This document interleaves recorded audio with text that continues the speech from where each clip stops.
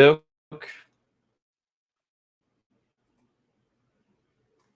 I will start the countdown. Bum, bum, bum, bum, bum.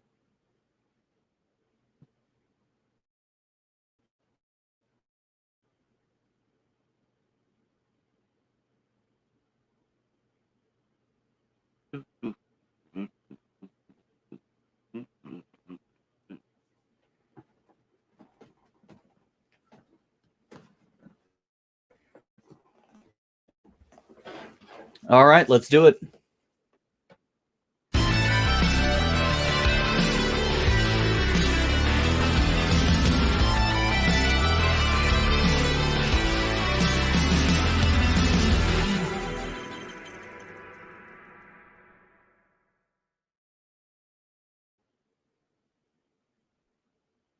Star Trek. What? Is that a red herring? No. All of this and more tonight, Super Geeks. Hang on your capes. Geeks Edge of the Real Supergeeks podcast. My name is Carlos Pedraza. Ed, welcome to the Super Geeks podcast. Thank you for unmuting my mic. Welcome to the Super Geeks podcast. It is Friday, March 5th in the year of 2020 Part 2, otherwise known as 2021. Welcome back. We've got so much to talk about this week. But first, let's find out how my fellow hosts are doing this week, and then we're going to jump in. Keep it short, folks, and we'll start this week with Travis and Lane. Hey, everybody. It's been a night.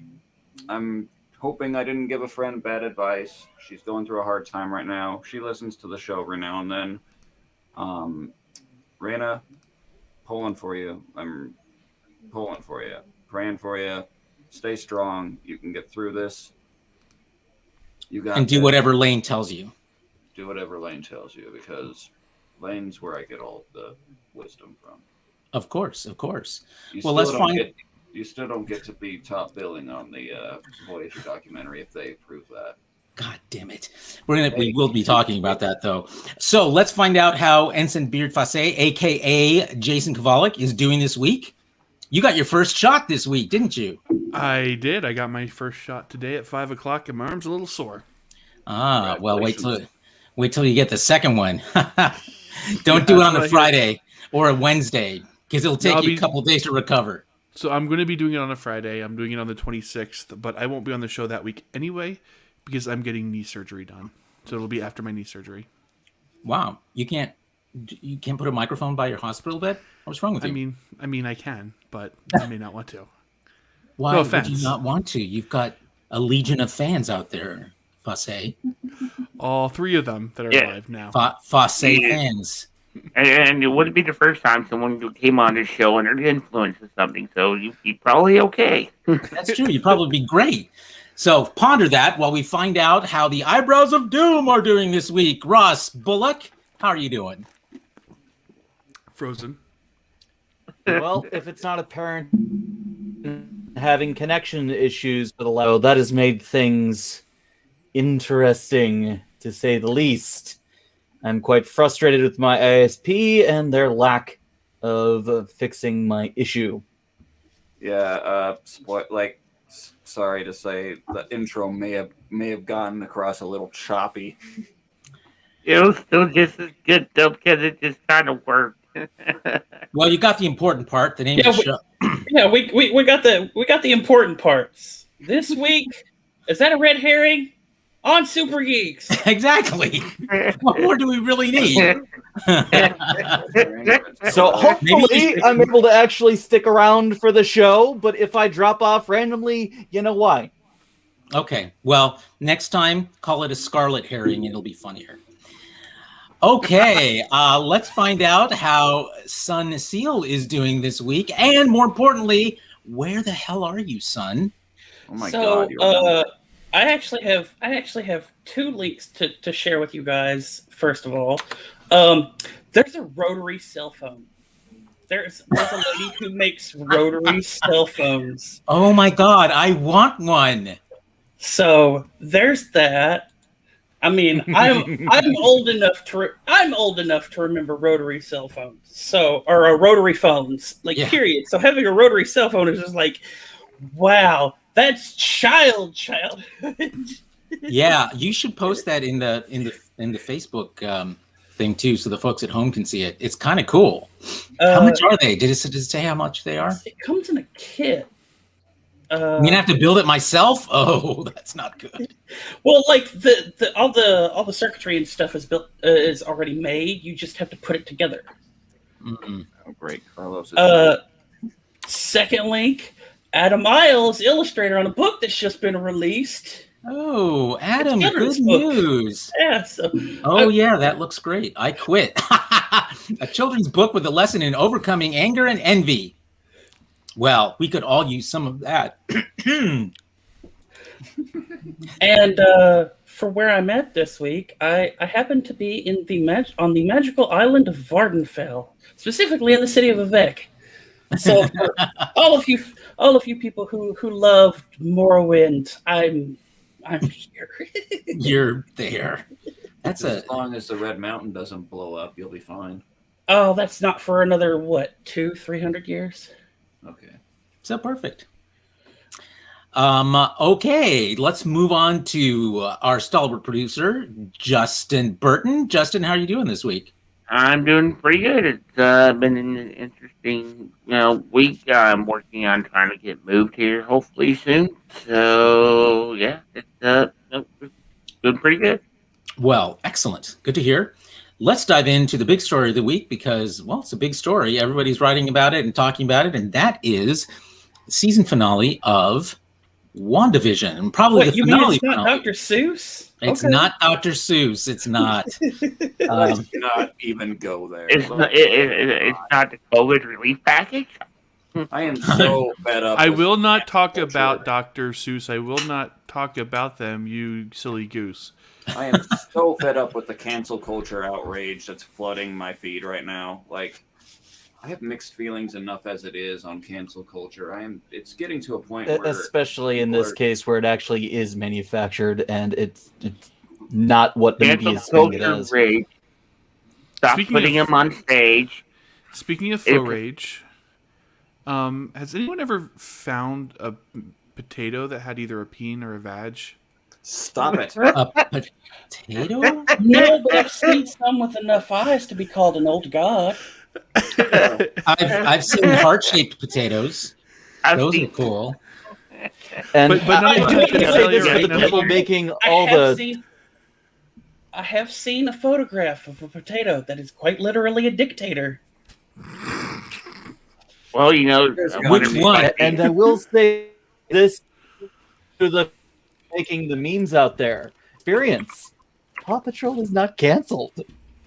I get to watch it every day. Of course I bet you do. wish it was. You guys are making me want my other Sometimes. Your other what, Travis? my other stress cube. Oh, well, where's your fidget spinner? We haven't seen that in ages. I have been using it every goddamn week. You must be holding it outside of range of your camera. No, I've definitely had it like in front of me during. Wait, which one? Oh, I'm thinking, of course, of the Romulan fidget spinner. Oh, the that's right here. Yeah. There you go, Carlos. There's the link to the dictator. Okay, I'm It's gonna right look at here. that. Sometimes I have. Oh, it says 403 forbidden. Oh, is it now? Okay. Yeah. Wah, wah. Well, I have. That's because Carlos's roommates had to put filters on his internet. Well, lucky for you, I have the Imager link as well. So put that one. That's definitely Mr. Potato Head. Oh God, I'm not looking. I'm not looking. Uh-oh. You can't make me We look. lost- Carlos, we you lost killed Carlos. We lost Carlos. Carlos. I thought I was the one gonna go, but damn. It looked like we aroused Carlos's internet link too much. It's open. Too many tabs open. That's what happens when you share dictators. Oh, stop it! Wait, Carlos. Did you get overcome with just the feelings of that? No, dictator? I was trying to click on it, and I think I accidentally closed the StreamYard's window. So I still haven't seen it. Okay, there we go. Oh my God! Looking. I need to see this. Which one is it? Wow. It's the Imager link. And it's Oh from Sweden. my God! It's from Sweden. That So- says a lot. So if you ask, have I ever seen a potato with a dick? No, but I've seen a potato that is a dick. I'm not There looking. you go. There you go, folks Don't at home. show it. Don't show it. And suspended. Not looking. Not looking. I know that you guys Don't are show it going quick. You know what, though? You're letting Lane look. You should cover his eyes. He's an impressionable youth. There you go. They need You have to lay to bed. Time to go to bed. I'm sorry. Indeed. Okay, you guys, we need to talk about WandaVision. WandaVision. Why? If we So, talk about WandaVision, we have to admit that it's over. it is over. It is not just the series, the season finale, but also, I suspect, the series finale. And Well, that's let's what the title find out. was. What? Series finale? That's right. That's right. It actually was. I've loved their titles for all of their episodes and their TV relatedness. But how do you all weigh in on how satisfied you were with what you saw revealed in this finale? Before we do that, of course, Justin, you may want to remind the folks at home that we are going to be diving deep into spoiler territory. So cue the alert. Spoiler alert. Spoiler alert. Spoiler alert. There we go. So who wants to start? Let's start with Fasé. So that wasn't how I thought that was going to go. And F you, Disney, for not giving me some kind of cameo. Seriously. You no, realize but this was produced like a year ago, right? I don't care. I don't care. I wanted to see either. He did get a cameo. At I the wanted to end. see. No, he didn't. We didn't get a cameo. Not yet. We know I what wanted to food you see want. either John Krasinski as Reed Richards, or I wanted to see Doctor Strange show up, and I got neither of those things. You got. He was mentioned. He was name checked.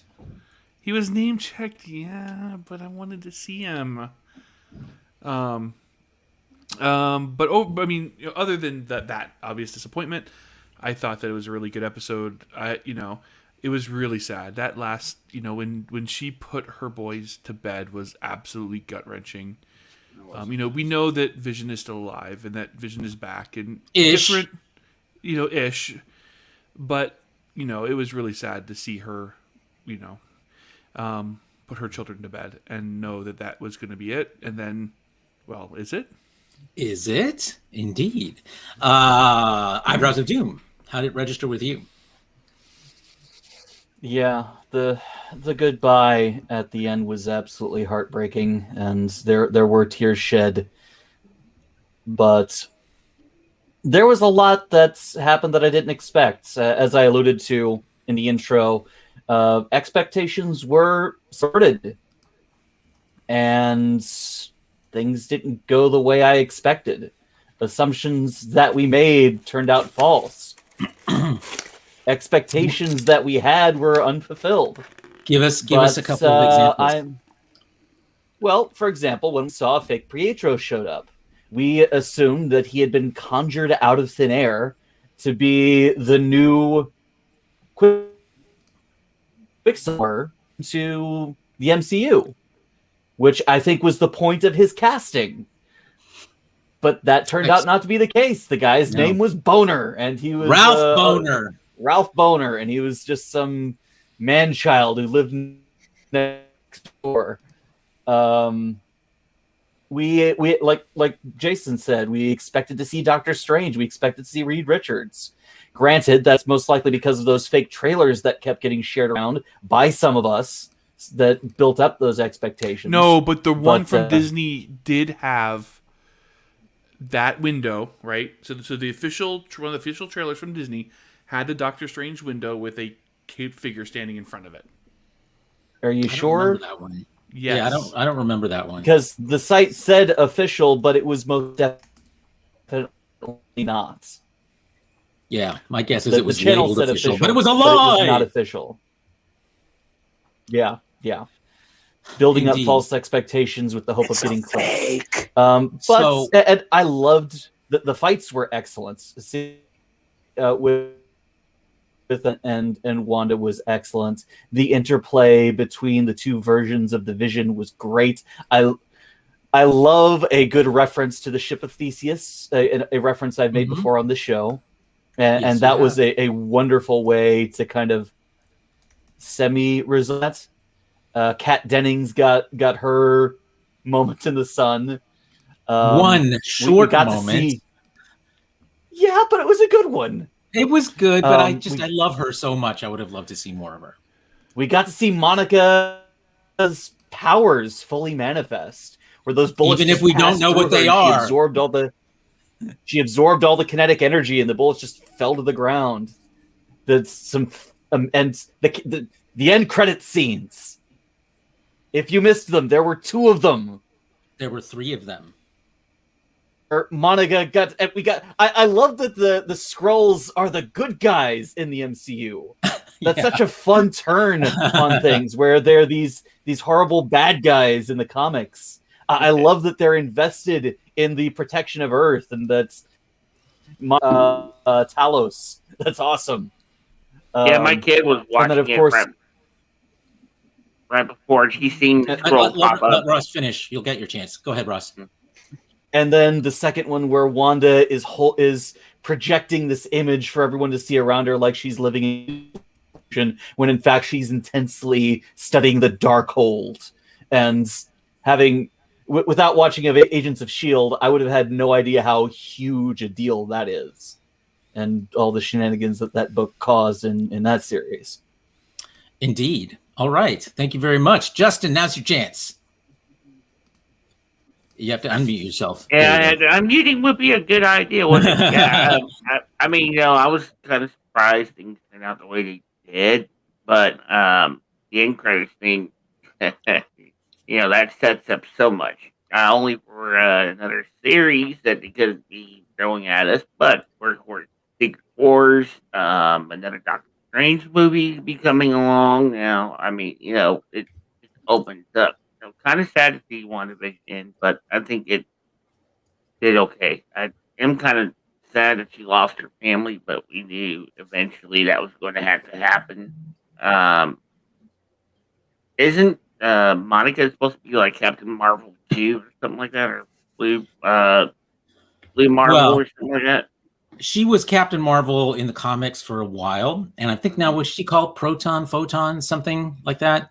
I think her mom was Proton or something like that. Mom's supposed to be Proton. I think it was Photon. Right. So there's really just one Captain Marvel. She's ridiculously powerful. In the comics. We don't have any idea what her powers are. And I mean, that's one of the complaints I have about the MCU is that a lot of these folks' powers are completely indistinct. Hi, Brenda. Hi, Brenda. I mean, that was true, especially with Wanda's. And even now, at the end of this series, they're only partly explained, but at least probably more than we've ever had before. So that was good. But we got a little bit more, but I mean, you could have probably went out of the way to kind of give it a little bit more, background. Story on it. We did get tie-in that said that her powers are of a similar type to Doctor Strange. And we know that witches exist as far back as Salem. Yeah. Actual witches as they're related to what goes on at what's the name of the Comertage. But yeah, I mean, I liked it. I kind of sad to see WandaVision go. We're gonna if they were to do a second season, it would probably be welcome because the way they tied this up was quite nicely. But I'm excited because Falcon Winter Soldier starts what next week? 2 weeks. 2 weeks from now, and then what got something else coming on Pike 2. We got another show coming after that. So I mean, they're at least keeping us entertained. So I mean, they're doing it quite well. I'm liking how they're lining it up. I mean, even if it's just one-off shows, I mean, they package full of content. I mean, well, my guess is they're not really looking at these as one-off shows. They're looking at these shows being puzzle pieces. Agents of Shield was a one-off show. I don't think these are. These are live-action comic books. Yeah, indeed. Son, you want to chip in here? These are extended movies. Well, honestly, I've not seen any of the series. I've been listening to you guys, so I sure as hell didn't see the finale. But listening to the way you guys talk and the way you guys don't really understand how to place this in the Marvel universe, these are extended short film things. But I mean, they're basically comic books. They're basically visual comic books at this point. Well, in terms of the episodic nature of how they're presented, I agree. But no, I mean that quite literally. They are TV versions of. They're a TV comic book to bridge the gap between films. No, see, I think I would disagree with that. The reason why is because I think that's what Agents of S.H.I.E.L.D. was, and it was totally ineffective at that. I think these are much more integral to the larger story of the MCU, and in fact, it's really kicking off. Except the next phase. that doesn't contradict what I just said, though. Well, you're talking Agents about bridging a gap. Yeah, Agents of S.H.I.E.L.D. Agents of S.H.I.E.L.D. failed because it was the first instance of something like this. Well, it failed. It failed because they made a strategic choice, to not have it really further any of the story, the larger stories of the MCU. It was always tangential, whereas this is integral. Like what's happening, what we found out in WandaVision is a complete setup for the next phase, and it's at the center of what that next phase is going to be about. And I think that's a big difference. How many years did it take for them to really get off the ground with the MCU? And how many failed movies was involved in that? Let's see. Well, failures. The funny thing is about that question is, if you're talking about Marvel movies, there are a ton of Marvel movie failures. But in terms of how many, basically starting from Iron Man, which is generally considered the beginning of the MCU series of movies, not many. Because I'm pretty sure they remade the Hulk like 3 different times. Yeah, but the Hulk was never part of what we consider today the MCU. The movies or the Fantastic Four. Same with them; they're not considered part of it. So there are those other films that are not considered sort of the Kevin Feige canon MCU films. The Edward Norton film is considered part of the MCU. Ish. Yeah, it's. Look, a lot of the storylines are certainly, have been alluded to, but it's not included officially. Here's what I'm trying to get at. That's because Universal isn't making any more Hulk films. Right. Here's what I'm trying to get at, though. You had what you had out of Agents of S.H.I.E.L.D., and they realized they can't tell this kind of nebulous story off on its own. They have to, if they're going to bridge the gap between their movies, they have to tell a story that's relevant. And doing that with WandaVision seems to be that relevant comic book, but it's still a single character. And to an extent, it is a comic book in TV form because it's specifically about Wanda, mostly about Wanda. Well, I don't disagree with you on the point of relevance. I think the relevance in WandaVision is front and center, but that also makes it distinct from Agents of S.H.I.E.L.D. because it was kind of irrelevant. Like, you can miss Agents of S.H.I.E.L.D. completely and not miss a beat in the MCU. Whereas if you miss WandaVision, you're going to be lacking in some fundamental knowledge for this next phase of the movies. We don't know that for sure because we don't know what they're going to do to bring viewers up to speed. But I definitely think you will lack depth and richness of the story because of what was told in WandaVision. Yeah, indeed. Okay, people are going to pop back in and see Vision back and be like, "How the freak did this happen?" Can't understand what he said. And the people are going to pop in and see that Vision is back, but in white, and they're going to be like, "How did this happen?" So yeah, WandaVision is still can't understand a word you're saying, Justin. What he said Are you guys hearing him okay? What he said is that people who go to see a movie and see that Vision is suddenly back are not going to understand what's going on if they leave it there. If they just go, "Oh, hey, by the way, Vision's back." Yeah, so they're going to have to do some type of recap on the movie for those who have not seen WandaVision, or tell them to go watch WandaVision. Not necessarily. I think They they can do expect one or people to two have line watched. allusion to say what's going on. Yeah. I mean, I think they I mean, expect they don't people to have watched WandaVision. exhaustively go over what happens in all of the superhero movies when we watch the Avengers. They allude to what's going on enough to give you an idea of who they are, where they come from, and what abilities they have, but they don't do a last time on for each individual hero in the team-ups. Right. Because they fully expect their audience to have watched these things before they've gotten necessarily.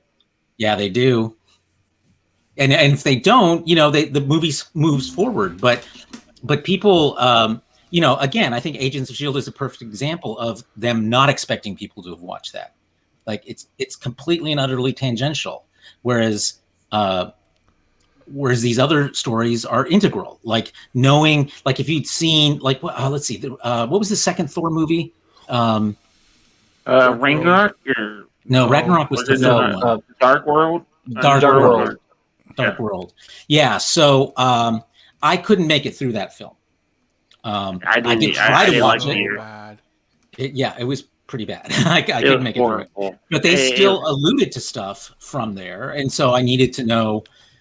That's why I watched it, because I needed to know as much as I could from it. I did try, but it wasn't something. But I was aware that the movie was out there, rather. And I think they expect people to be aware that WandaVision is out there. Anyway, we don't have to belabor that point. Travis and Lane, did you guys want to chime in here? Are you taking a nap, Travis? Lane is telling you to wake up, Travis. Wake up! I'm awake. I actually just had my mind blown by Andrew here. Oh, what did he say? Yeah. You missed it. You missed the gag. Does the real super by the existence of a fake Super Geeks or an yes, unreal indeed, it Super does. Geeks? Unreal would be different, my improv is just completely unappreciated on this show. Sad. So, I answered this question over a minute ago. That is true. Which one? The answer is yes. That one? Yes. Yes, the answer is yes. I mean, that's why George called it the Real Super Geeks, because when he tried to get, like, I guess the YouTube channel Super Geeks, somebody else had it, and they weren't very good apparently. So he's like, following in the tradition of the Real Ghostbusters, we became the Real Super Geeks. Ta-da! Da-da-da-da-da. Okay, Travis and Lane, anything on WandaVision? I liked it just fine. I have long said on the show that as I'm not very super connected with the universe and the characters in it, I don't have a lot of input in terms of how these characters emotionally connect with me, and I don't understand them fully. And I very much sympathize with Carlos's earlier criticisms of them not really giving us a clear idea of just what the capabilities or clear cut, like what these powers do, what they are. And it kind of like, I'm not asking for a Star Trek technobabble explanation of what these people are capable of doing. I'm really not. But I'd rather not have to go to a wiki to get a better idea of it, if that makes sense. The fact that, like, had Ross not talked about Monica's, like, ability to absorb the kinetic energy of the bullets, I would have straight up just had to say, like, I guess, like, her body is completely, like, destabilizing to the point where, like, I honestly don't know how I would have described her power. I agree. That said, it did have its moments where I was kind of smiling, like, oh, that's really nice. The ending scenes were very nice. I can't say I shed any tears, but I mean, it was well done. Like, it felt like closure, and it was done in a way that wasn't contrived and wasn't forced, and it was just a nice way to wrap up the series. Even if, like, I do believe that this show started off stronger than it ended, if that makes sense. A lot of critics agree with that as well. And I mean, there's not much else to say. I did not go into WandaVision with high expectations. It was never a show that I was really bouncing off the walls for. I'm far more interested in what Winter Soldier and Falcon have for us. And, well, I'm curious to see what will come after this, like what the implications will be, what will become of Agatha. We know she's going to be back. Like, you're going to need me. I'll know where to find you. It's like, she's coming back. And I'm very curious as to, what will become of the second Vision, or this, like, the White Vision. Yes, White Vision. But I mean, like, in terms of, like, anything else, it's, good job. It was good. It was Oh my god, if you did not know what was going on, that would sound really racist. White Vision. Yeah. Yes, I see your point. It wasn't me. It was all It was Carlos. me. Hashtag It was all blame me. Carlos. He's the worst. Well-known fact. Everybody knows it. Okay, so let me ask you guys a question, because if you haven't had a chance to read this gameplay, it's the Real Supergeeks. If you haven't had a chance to read the Entertainment Weekly review of the finale, it's linked in the Trello card, and I urge you to, because it's not certainly a majority opinion amongst critics, but I think it's a pretty incisive one that actually brings up, I think, a lot of good points. One of which was, if you really consider the really big battles in this episode, Wanda versus Agatha, Vision versus Vision, there's a lot of children versus soldiers sound, and that was cool actually, and that had a point. But the Wanda, okay, it was very confusing, because at one point Agatha is absorbing all of her powers, and that's what she does. And it looked like Wanda had, lost her powers. Her hands were desiccated, her body was getting desiccated. And then somehow, all of a sudden, she's powerful again, and they don't explain that. And she's able to overcome. Yes, they Agatha. do. Yes, they do. How? Yeah, they do. Yeah. The runes. She was putting on a show for Agatha. Right, but I thought that was at a different point. Like, there was a point before. The way, I actually kind of sympathize with Carlos here, because I get that they explained that the runes were the thing. That would explain why Agatha couldn't attack her back. It wouldn't explain where she got her powers back. But I mean, Because once she got Putting on a show. Let's start with Travis. She was playing the and then- part that Agatha wanted her to play. constantly attacking her to absorb more and more of her power until she was able to get all of it. She warps reality around her. She made it look like Agatha was winning, while all the while she was carving the runes into the sides of the hex. Yep. Okay. Well, the I one thought that thing was I would interesting. say that, like, I get where Ross is going with this, but the one thing I would say is, like, are we supposed to know that was how the runes worked? Yes. Well, they because do explained it explicitly earlier. say that. They spelled it explained out. it in an earlier episode. Yeah. In fact, And Wanda said as much Wanda in this quotes- episode. Yeah, Wanda quotes what Agatha had said to her a couple of episodes back. Like if you watch it with the closed captions, you'll see that there's actually quotation marks around Wanda explaining it, and she's quoting Agatha. Thank you, Joe. Especially Lane, right? Joe, especially Lane.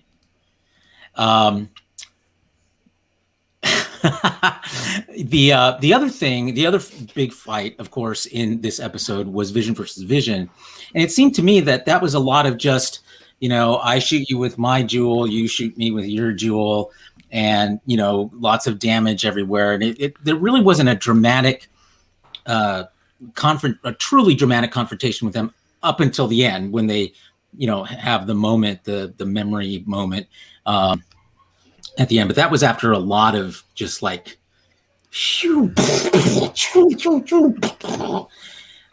which just seemed very protracted without any real kind of dramatic build-up in what was going on. But I did like once they got to the part where, he reactivates his memories and so forth. I honestly, am I the only one who potentially, like, when, like, the fighting was... The battles that were going on were filmed fine, but it almost felt like they went unnecessarily long at times. That's kind of my feeling too. The other point that they make in this review is that what's his name from Sword was just sort of this generic mustache twirling, secret government agency villain, which we've seen so many times in the Marvel universe. And to the point that, like, why anyone trusts any of these secret government agencies anymore is ridiculous, because they've always been corrupted. Sword was, Hydra. Sword wasn't corrupt, just the director. And going through it all, we didn't really have a reason to distrust him until later on, and we saw in full view how that was true of Shield too. How he had lied at points. Well, Shield was much more insidious. Shield was completely corrupted from the inside out. Sword was just being manipulated by one guy, and that was it. Once he's gone, Sword is potentially... Well, we hope. We'll see.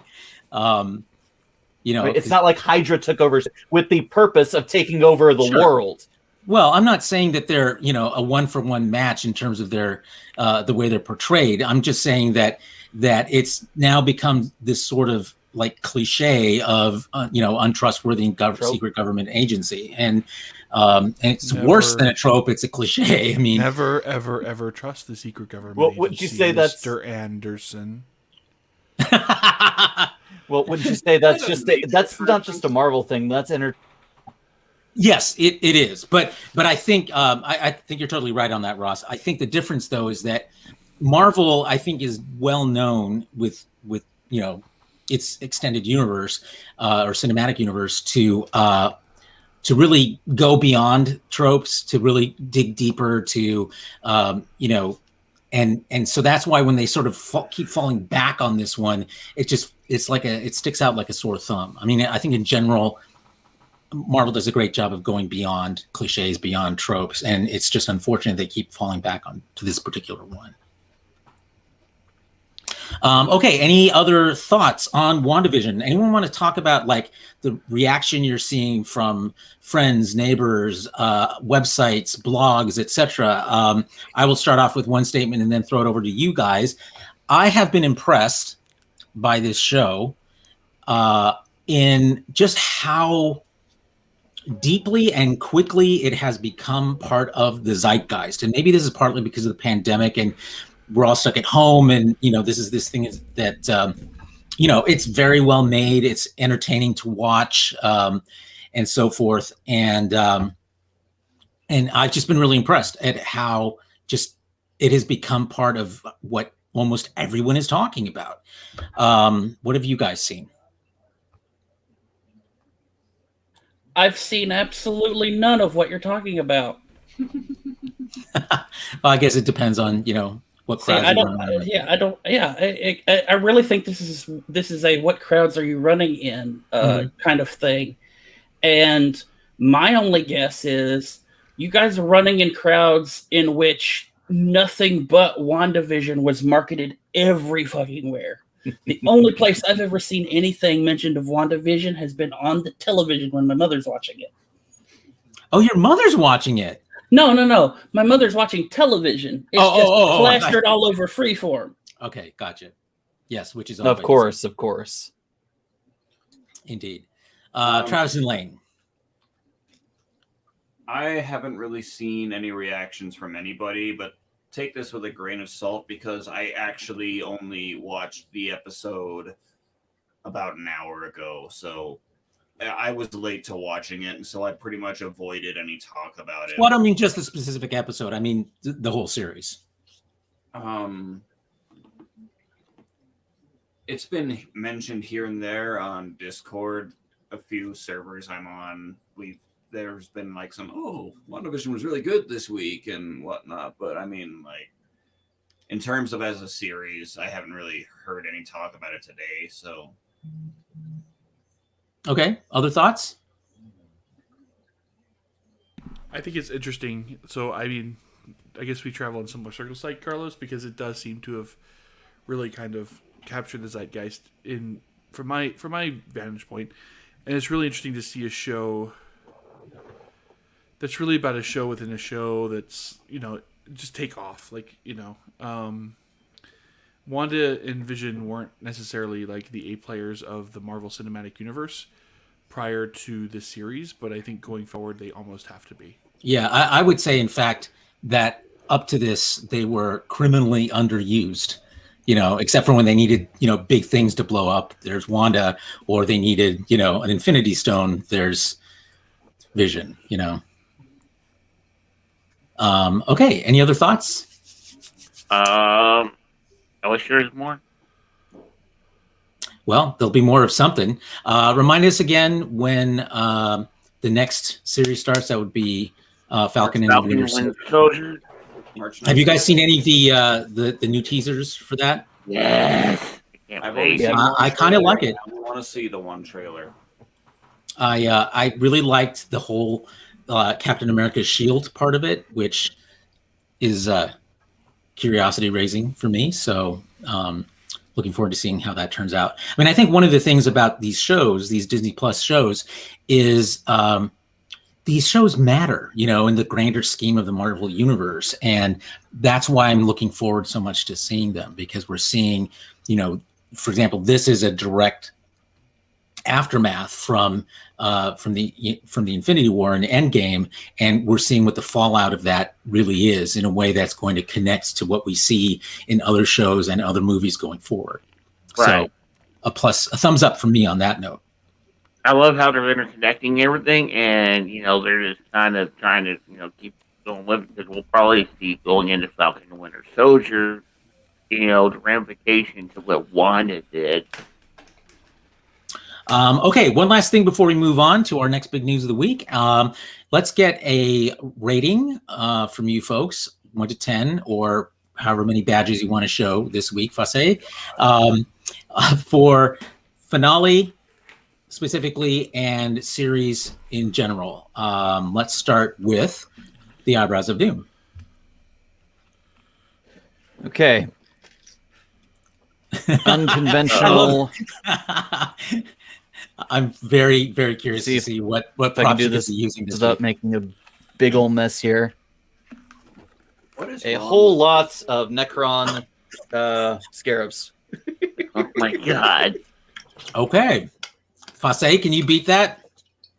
I really like the show. I really Yeah. liked the show. I had a good going for it. I love that we're finally getting something on television that actually directly and is intricately tied into the rest of the MCU. That's one of the biggest disappointments I had about Agents of S.H.I.E.L.D., and I'm really excited to see what comes next. Cool. This motherfucker going to use starships as a rating. Well, Carlos did say or whatever. Yeah, I probably should be more specific next time. All right, what's it going to be, Fasay?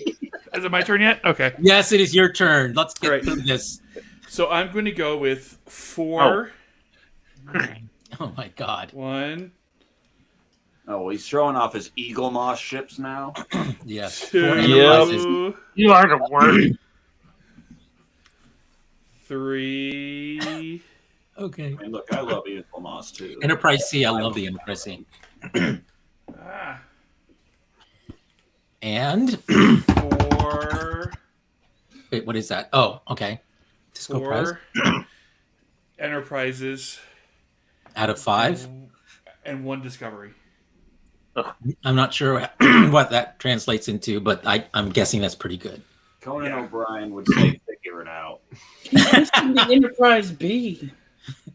Enterprise Ooh, B that's is awesome. cool. That is one of my personal favorite sites. Actually, I agree with Travis and Lane.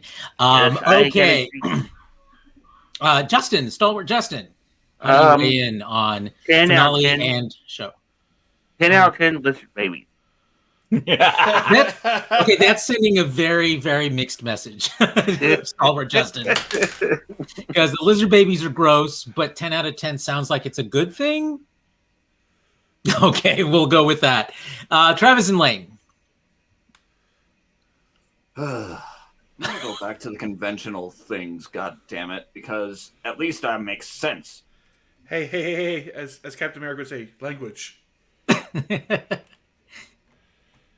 You guys are the ones that swear like sailors on this show. It's true. All right, so you know what?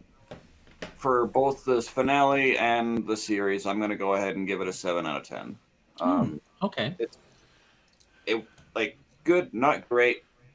Not much else to say. I don't have a lot of emotional things that really stuck with me. This is like I enjoy Marvel. I enjoy the MCU. Wanda and Vision, if they can develop them in a way to make me care like they did people like Captain America, Iron Man, or whatnot, I will be curious to see where the show, like what this show has started for them.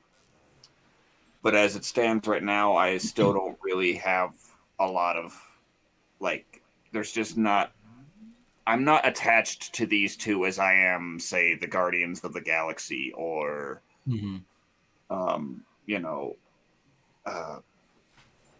the other people I've mentioned. I mean, yeah. So no, I think that makes a lot of sense. And in fact, I probably you've that's for you, Andrew. 27 Scarabs.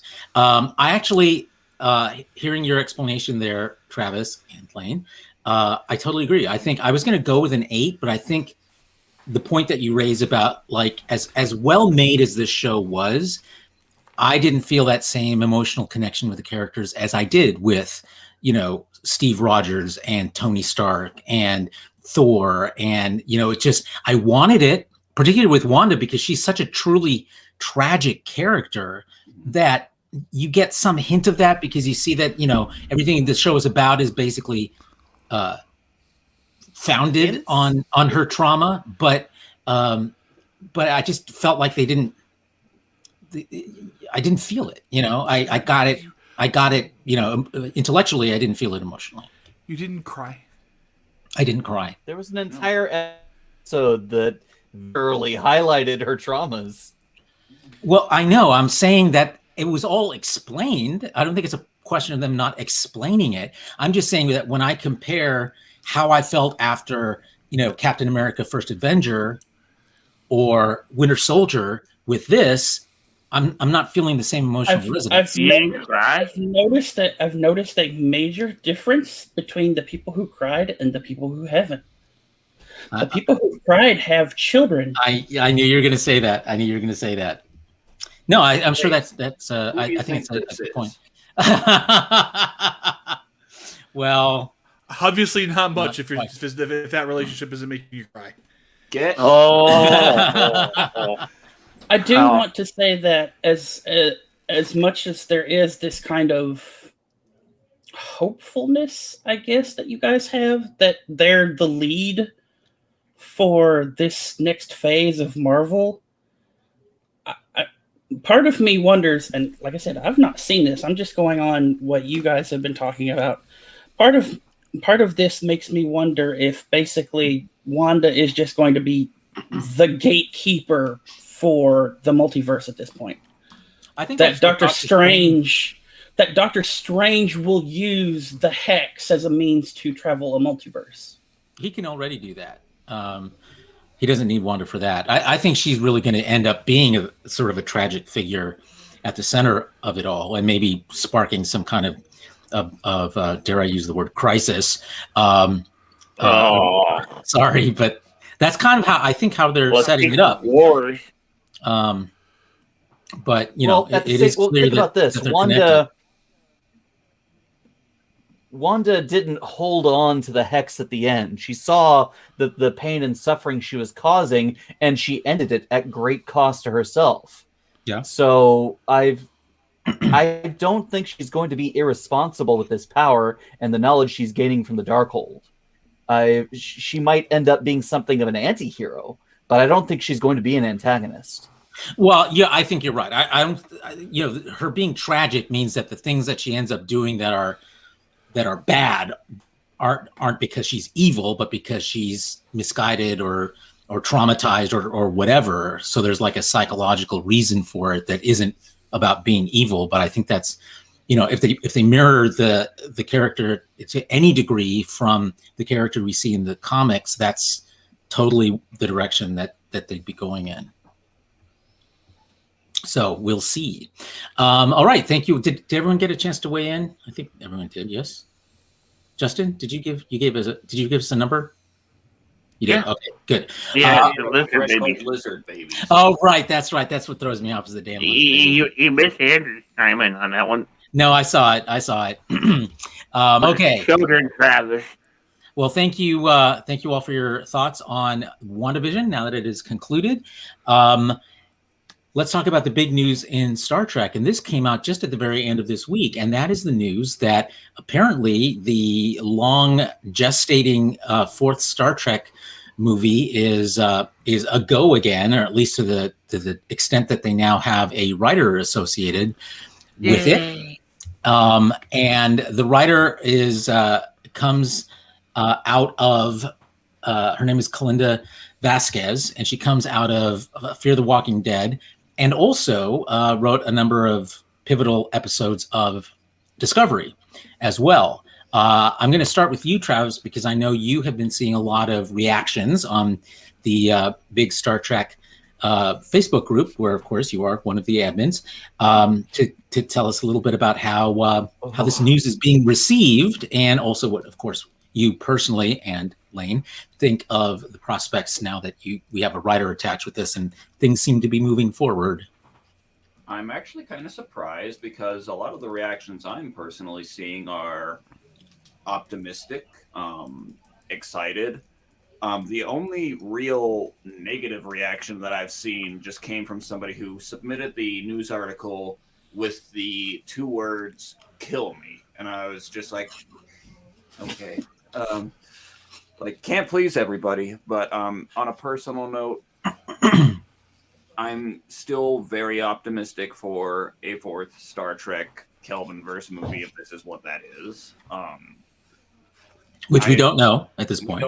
We don't know if this is the case. I mean, I've said on the show before how I very much agree with Jesse Gender's take on the Kelvinverse, in that Star Trek Beyond feels far more like a second movie in a trilogy than Star Trek Into Darkness ever did.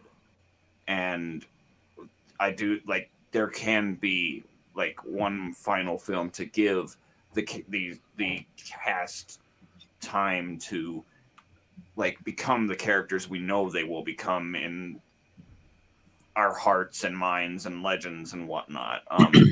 But regardless of what this film is, I'm very happy that Star Trek on the big screen is not gone. They are trying, and if they can make something special, I'm all for it. Whether that's a fourth film or something entirely standalone and its own thing. What can I say? I'm gonna go see it, or I'll see it here, depending on where it's released. I have no idea. Okay. Best of luck to you guys out there. Ross, how do you weigh in on this one? I'm excited. I've made no secret of my. I think Star Trek can do quite well in theater with the right people behind it, and the fact that they now have a writer shows that Paramount and its new direction with Star Trek is willing to go forward, and that they're willing to continue to expand all of the different timelines of Trek. Look at what we've got. We've got a TOS era show in Strange New Worlds. We've got Discovery in the Far Future. We've got TNG era with Lower Decks, and who knows Section 31. So they're not afraid of branching out and continuing to flesh out these different eras of Trek.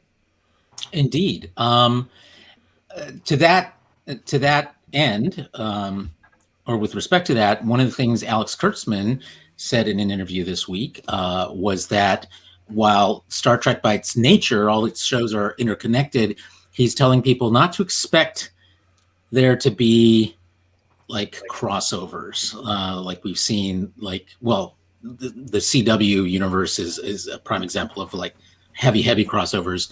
Of course, the Marvel universe is like that, but these are going to be much more sort of standalone or by comparison. Fasse, what do you think about that? I think it's a bit of a wasted opportunity. When done right, team ups can be very fun. Crossovers can be fun, and when you look at like '90s era Trek, the lack of crossover, especially during like the Dominion War, because they didn't want to touch on the TNG property while it was in the movies, really left me feeling they didn't even have the Sovereigns in the fight, which is like, this is your most powerful starship, and you're not putting it at the front. That just seems really bizarre and really backwards to me, because they didn't want to risk the crossover. Bringing confusion. And that's why Insurrection sucks. And Insurrection doesn't suck. There were crossover moments where they brought the TNG crew onto the set of Deep Space Nine, but one or two of the actors were there. Mm-hmm. And again, with DS9 on board a Intrepid class ship, and of course none of the actors were there, but all the sets were there, except for Quark. No, Quark was definitely there. Yeah, that's what I thought you said. None of the. No, characters. I said few. There was Quark, and then there was Bashir. Okay. No, but those weren't. They weren't integral. They were cameos. They were glorified cameos designed to launch. I mean, that's kind of my point. The one crossover we had was the one with Worf going to find the Klingon Romulan colony. And that was really kind of cool to watch Bashir and Data interact and things like that. I mean, again, like, TNG was off the air at that point. There's no reason that the sets were there. The sets were made for First Contact. That was season 6. No. Of TNG. That was TNG. I'm saying later. I'm saying later in the run. Right? Later in Deep Space Nine. Season 5, Season 6, Season 7. When the war was thick and heavy, and where they missed a lot of opportunity by not. Yeah. With the current setup, right? There's not a lot that you need to do you don't need to really you can't really cross over unless you're doing time travel, because each of the shows are taking place, they're set in a largely a different era. Okay, Sun, question for you. Although season kind of a crossover.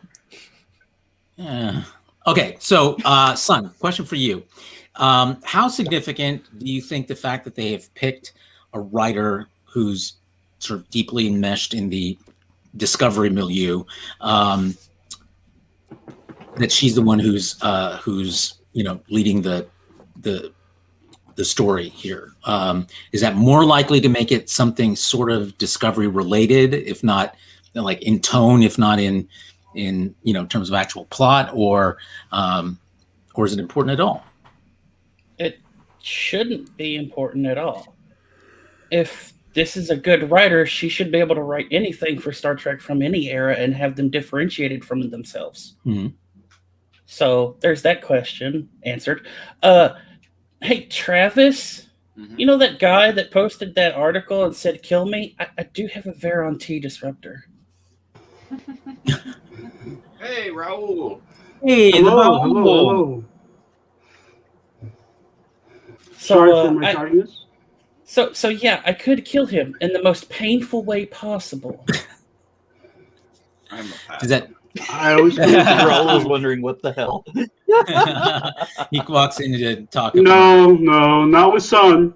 Not with me. No, he's walked in on worse stuff before. Well, True. Raul, as long as you've joined us, would you like to weigh in on the news about a writer being selected for the next Star Trek film and her coming from Discovery?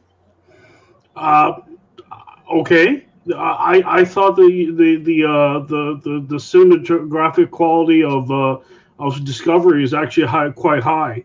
So if she comes from that discipline, I'm quite happy with that. Okay. The more they take from TV, I'm sorry, Carlos. The more they take from TV, the better it is in my case. I definitely don't think that trying to make Star Trek movies its own thing is a good thing. It should re-strengthen the brand, not take away from it. Okay. Justin, how do you weigh in on this? Well, the fact that they actually have a writer attached to it now, I think is a good sign. Before it's just been, the director for this, and they haven't really attached somebody, especially from a show, write it. So that gives hope that they're actually going to get through with it this time, maybe. But yeah, ones that she wrote, I don't know what episodes of Discovery she wrote, but she wrote Terra Firma Part 1. Oh, she wrote the short trek, the one where Pike is testing that cadet. Oh, what is that one called? I forget what it's called. I forget what it is. Astronauts. Astronauts. Thank you. Okay. So she's written some, pivotal ones, and Terra Firma, of course, is that was the Mirror Universe one in this past season, and that was a pretty strong. I think she wrote Part 1, and that was a pretty strong episode in a lot of ways. I think it speaks well to her ability to tell big stories that remain very human, and of course, the short trek is a very human story, a human scale story. So I think I'm pretty happy to see that they've picked a writer who can handle those levels of those scales. Yeah. I just hope. I know they say it's going to be an original Star Trek concept. I'm just hoping it, like Al said, it's not something completely different that we don't, that's not connected in the universe some way. But J.J. Abrams is attached to it, so maybe it'll still be in the Kelvin universe. Maybe. Let's do a quick poll, and then we'll move to our next topic. Which universe do you think this film is likely to be in? Let's start with you, Raul the Baul. Prime. Son. I really don't care. Okay. Travis and Lane? I'm not making a guess. Okay. But what would you prefer? You don't have a preference. I'm still hoping for that fourth Kelvinverse film, but I'm going to be happy either way, I assume. Okay. Ira Zadoom? Kelvin. Fasé? I hope it's Prime, and I hope that it's done in conjunction with the Secret Hideout shows. Okay, and Stalwart Justin. I'm hoping it's Kelvin and it ties back into Prime. Why do we need that? Yeah, I'm not. It's being I'm produced not- by Tie up Bad the Robot, Kelvin isn't it? universe and bring it back into the Disco Prime universe. Yeah, I don't think it's necessary though. But It's- anyway, I actually do hope it is a Kelvinverse movie, just because I'd like to see that universe at least given some kind of a Closure. yeah, That's what I kind of want. I just want. I mean, I'll be okay if it's Prime, but I would prefer Kelvin with JJ attached to it. It probably will be Kelvin. Yeah, we'll see. That's why I'm genuinely curious, given the fact that they did pick a writer who's so closely associated with Discovery. But we'll keep our eyes on it. Okay, let's move on to our next Star Kelvin Trek. Discovery.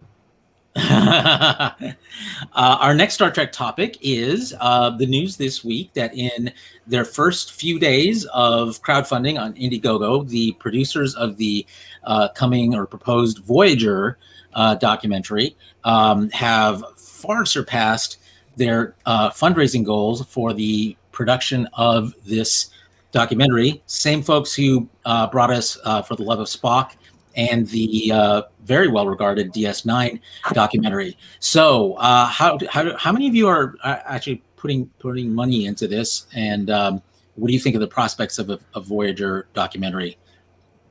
Well, I'm going to try to donate a little bit to it. I can't obviously do much, but I mean, I like the concept of it, and the fact that these guys are not going to be making you pay shipping for your perks that you send your donation into. That's not true. I had to pay shipping. You had to pay shipping for your perks. I think what you want to say is they're only making you pay for shipping once. Oh, okay. Well, that one. Axonar dig noted. Moving on. Fase? Oh, I probably won't be giving money to the doc.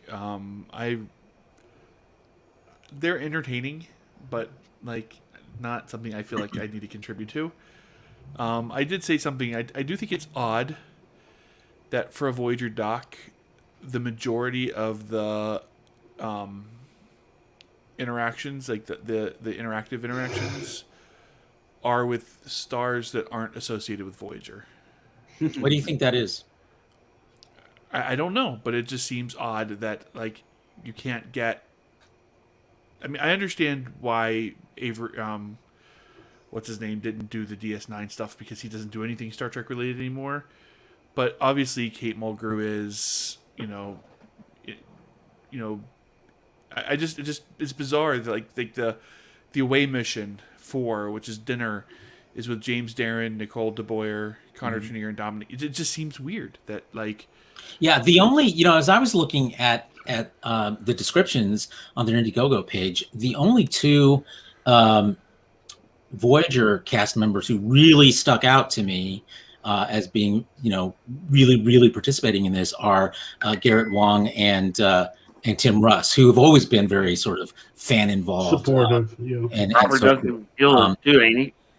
I think he's involved, but he does a lot of directing now. So my theory on this is that of all of the casts, this cast probably did not get along as well as the others. The DS9 cast clearly, I think there was a lot more production infighting than anything with Voyager. Well, yeah, Like the cast themselves fighting with the production crew. Well, while that's true, many of the cast members did not like each other. Of course, Jerry Ryan and Kate Mulgrew being the biggest ones, but how Garrett Wang was treated by the producers, and you kind of can't have correct. You kind of can't have Cass anyway because she's in jail. Exactly. I mean, so for me, I think that says a lot about. While I wish them well. I'm not sure there's a great story to be told here on the level that we saw in like the DS9 documentary, and even For the Love of Spock. I mean, that had a lot of heart to it because it was being told from his son's perspective, and the DS9, of course, had as it's kind of I hate to use the word gimmick, but as sort of its fundamental, the thing that it was founded around was the idea of what would an eighth season have looked like, and then they use that as a springboard for talking about things that had happened.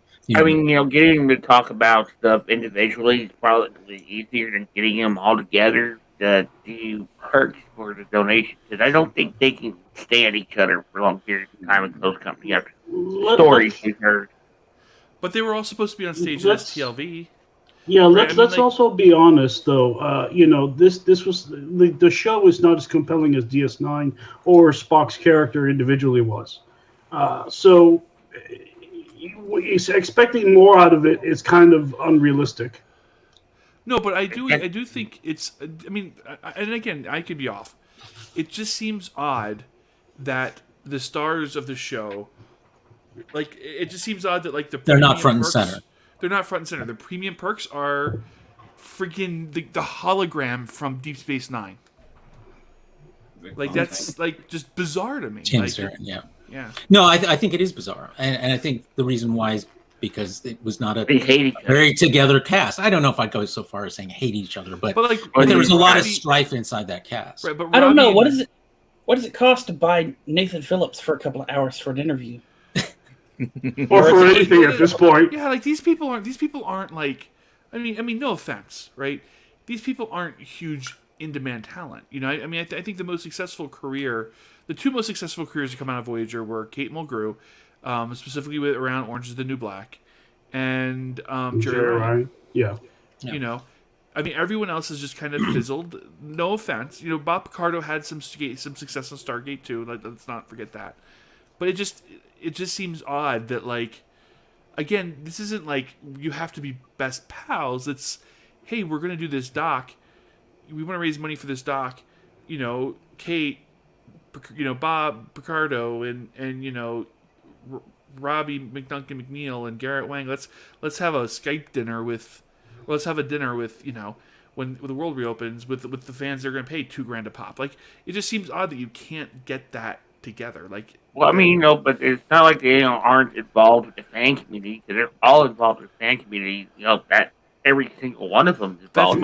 That's my point. You can't get them together for some reason unless it's something where they're not all going to have to be close quarters. Well, that's entirely his point. If you can't get them together, particularly if you're raising $600,000 inside a week, that's a stronger clip than even Axanar had in its fundraising. Crowdsourcing. And the bad thing is, most of this stuff that what the people are donating to that, donating to this, and I love it. Roxanne Dawson's had a very successful directing career after. As has Robert Duncan McNeil. Yeah. Yeah, they both. Yeah, but see, getting her to show up at a convention is almost as rare as getting Robert Beltran to show up at a convention. Yeah. Yeah. It doesn't seem that this cast has as much enthusiasm for this documentary that the Deep Space Nine cast. Well, Robert Beltran has every reason to not be enthused about Star Trek. Well, a lot of them do. Jerry Ryan probably has some bitter feelings around how she was treated, and what's his name? And Garrett Wang, of course. Didn't stop her from coming back for Picard. Well, that's a whole different set of producers, and she was promised a whole different kind of importance in the role that she had. So and no catsuit. And don't think that wasn't an important consideration. Yeah, because the first time that she had it on, apparently it was so tight that it would actually cause her to pass out. He was having to give her oxygen to take. It reminds me of the Victorian stories of the women and their bustiers and the strap-in things. It totally reminds me, and the men uncaring what happened to the women. So, that sounds almost. Oh, they just breathe differently. That just sounds almost identical to the TNG problems with the spandex uniforms. Yeah, well, Rick Berman. Mm-hmm. Well, that was more about being smelly and unflattering as opposed to outright painful. Yeah. I remember Riker as well, Carlos. Yeah.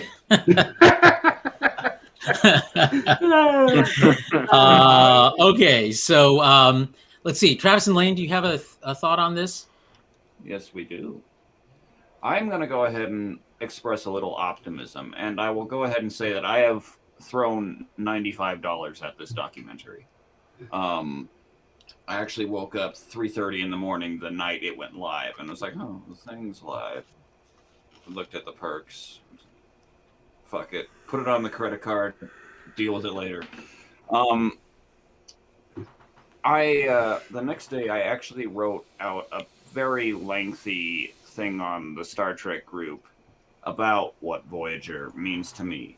Now, you guys know that I give this show a lot of tough love. That said, I don't hate the show. I don't dislike the show. I'm not saying anybody else here does. But like the more I thought about like what Voyager truly meant to me, the more I am happy that I am able to say that I helped this documentary. I'm not saying that it's going to be as good as the DS9 documentary. I'm not saying that it's going to be as good as For the Love of Spock. I've seen both. They're both great. I expect that this documentary will be fun. I expect that there's going to be a lot of really cool things shown in it, revealed in it, and I know that there was some strife within the cast and production crew, and I think it'll be interesting to see if any of these stories or these stories get told, or see if they have been resolved in some way in terms of like if people have buried their hatchets. But one of the things that like really kind of resonates with me personally with Voyager is that this was the Star Trek show that introduced me to Star Trek.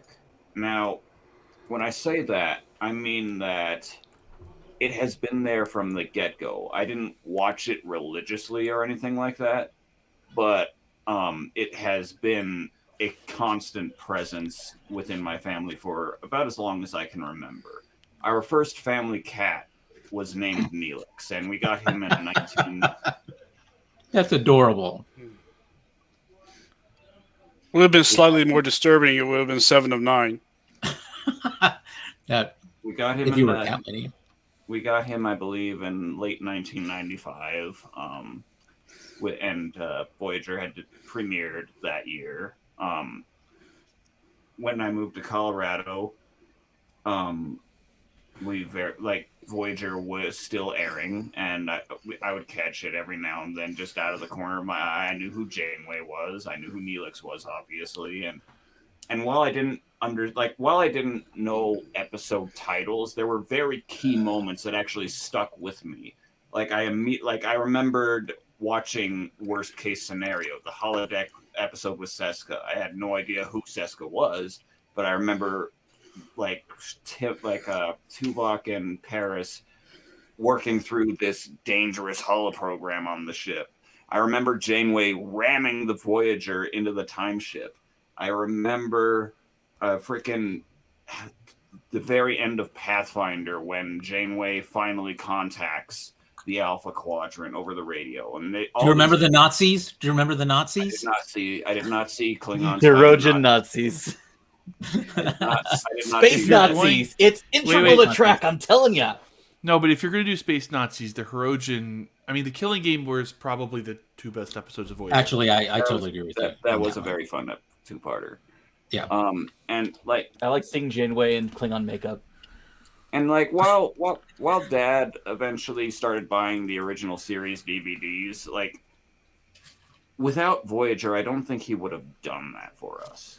And while I give Voyager a lot of tough love, and while I do not believe it is a very strong series, I do believe that it is a perfect series to introduce someone to Star Trek to. And I say this because I have had friends, my personal friends, did not like Star Trek for a long time. And when I started watching Voyager, my first full watch through of Voyager, they started to turn their head and they started to watch with me. And they in turn started to really love Voyager. And that love has branched out. now, like at work, my friend Will Kitts, he is on his first watch through of DS9, and I am like so excited to hear what he thinks. Like, as like I think last I heard he was on season 5, and so I'm just like, dude, you have no idea what's coming. Like, I'm so excited for you, like right now. And I remember my friend Jake, the first time he saw The Measure of a Man, and after Picard was like, there it sits, he was like, wow, that was awesome. I'm like, God, my friends are starting to get into Star Trek, wanting to binge Lower Decks with me. This all stemmed from Voyager. So Janeway's the gateway.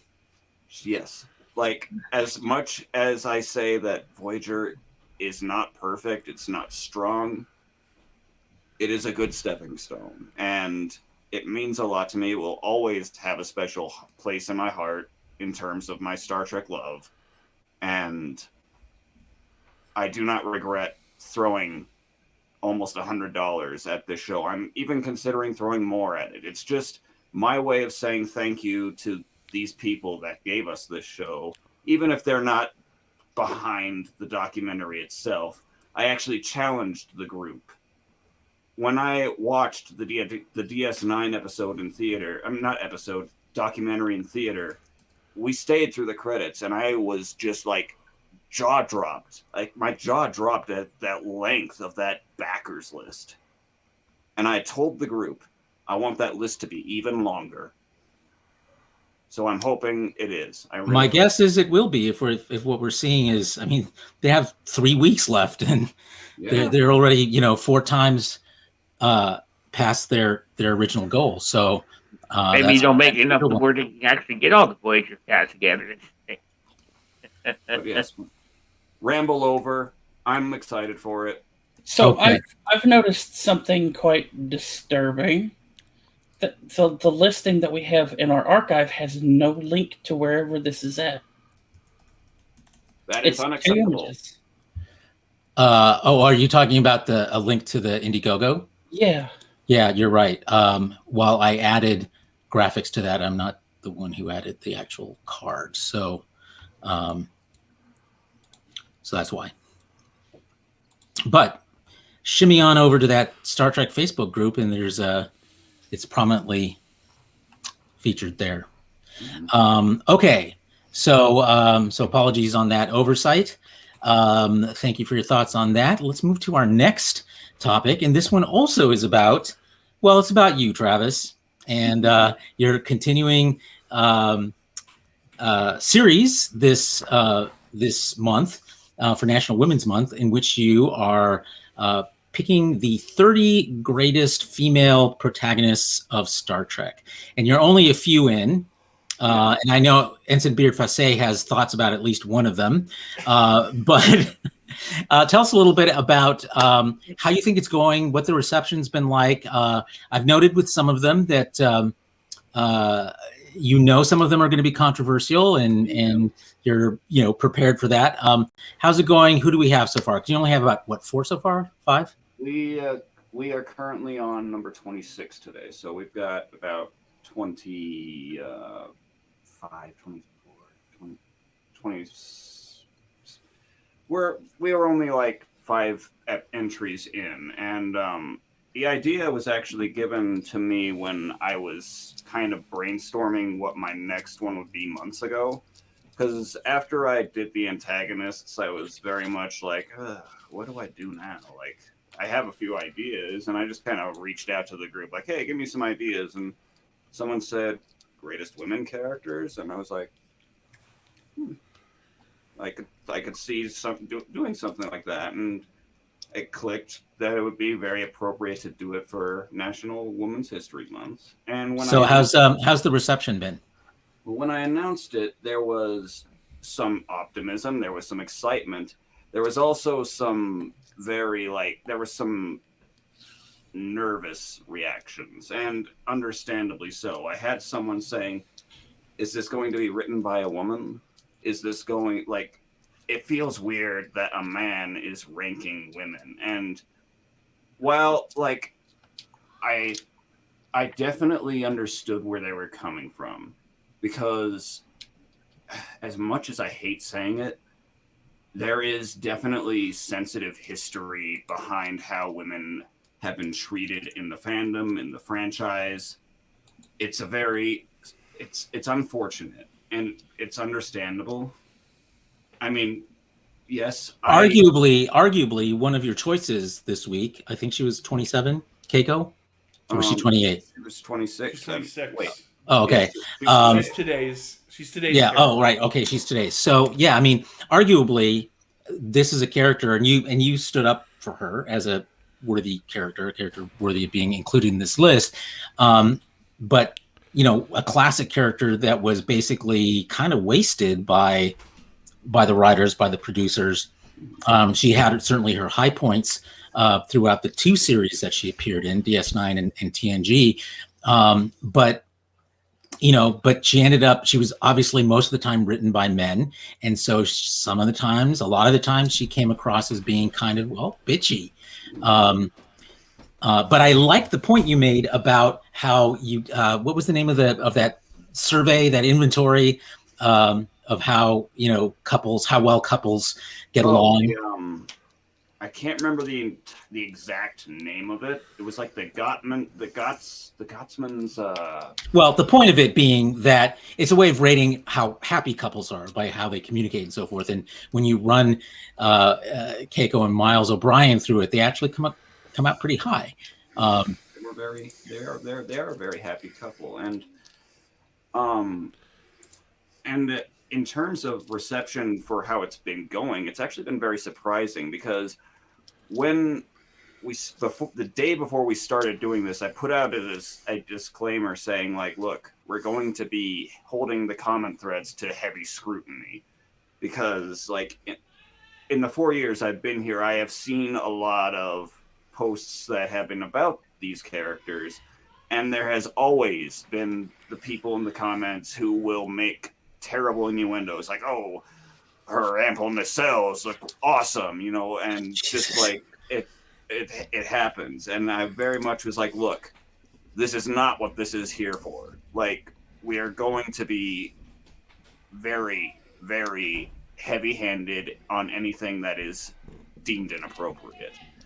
And surprisingly, I'm going to cut you off just because we need to move ahead. I want to get a quick reaction from Jason, because he gave you a little bit of a hard time about the Keiko choice. But of course, we're going to be revisiting this over the course of the next few weeks. So you'll have your say, I promise, your full say.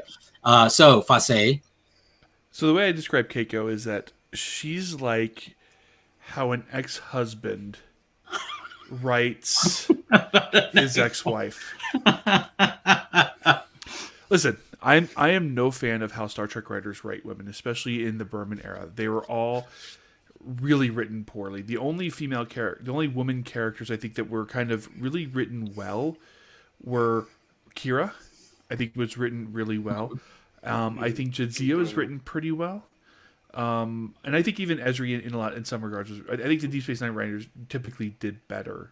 But like, with the DS9, way Berman really wasn't.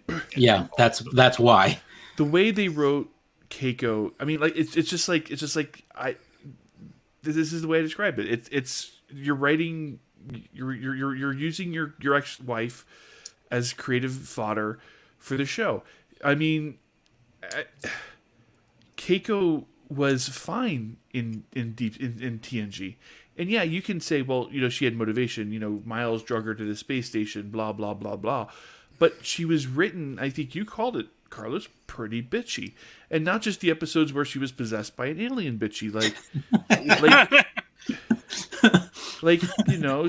She complains about Miles spending too much time. And again, I don't think those are necessarily invalid objections for a wife to have for her husband.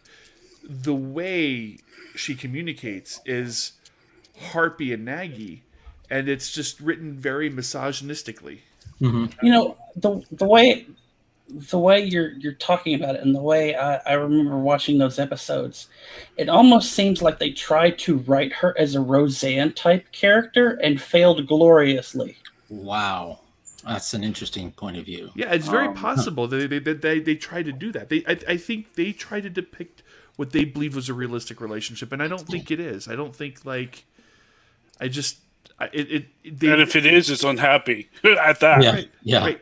I mean, and Rosalind Chow had almost no on-screen chemistry. And so, And she's an amazing actor. Yeah. I mean, she was really wasted, I think, by that show because she's Yeah. she was getting feature film roles Yeah. at the same time. Yeah, she isn't. They had no on-screen chemistry. They didn't feel like they enjoyed even being in the room together. And yeah, I mean, I just, like her character is like one of the cringiest aspects of Deep Space Nine for me. We don't need those comments. I will say that I definitely agree with where you're coming from. This is like, I get it. Like, it's legit criticism that I am 100% behind.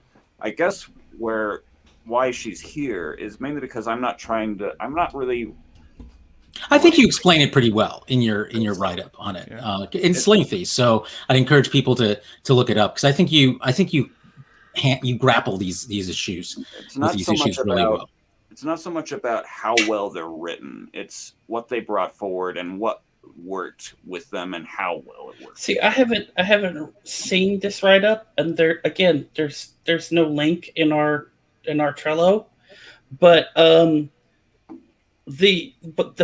best of Keiko in DS9 are the times that she's trying to teach and not nagging like Miles, like when they're holding the Cardassian boy because he's being, his father is the Bajoran guy, and yet his father is also this other Cardassian guy. So they're keeping the boy. You still have O'Brien's animosity towards Cardassians, and she's there trying to bridge that gap between the two of them. Those are the moments that make Keiko a really great person in all of Deep Space Nine. And it happens constantly in Deep Space Nine. It's just there's all this other actual shit on top of it.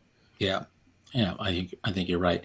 Any other final thoughts on this topic before we head, knowing that we're going to be revisiting this as we move further through? I think Brenda just hit the nail on the head on the chemistry. It's sadly accurate. Yeah, that is sadly accurate. It is. I don't really have a say on the list because I'm banned from the big group, so I will pass on that one. Okay. All right. Moving to a Star Trek adjacent topic. Sigourney Weaver had an interview on Collider in which she talked about progress being made on the Galaxy Quest sequel, above and beyond the unfortunate and tragic loss of Alan Rickman, who of course who passed away from cancer and cannot recreate his role, his very pivotal role in that film. How many of you all are Galaxy Quest fans, and do you think this is going to work without Alan Rickman? Ronald, let's start with you.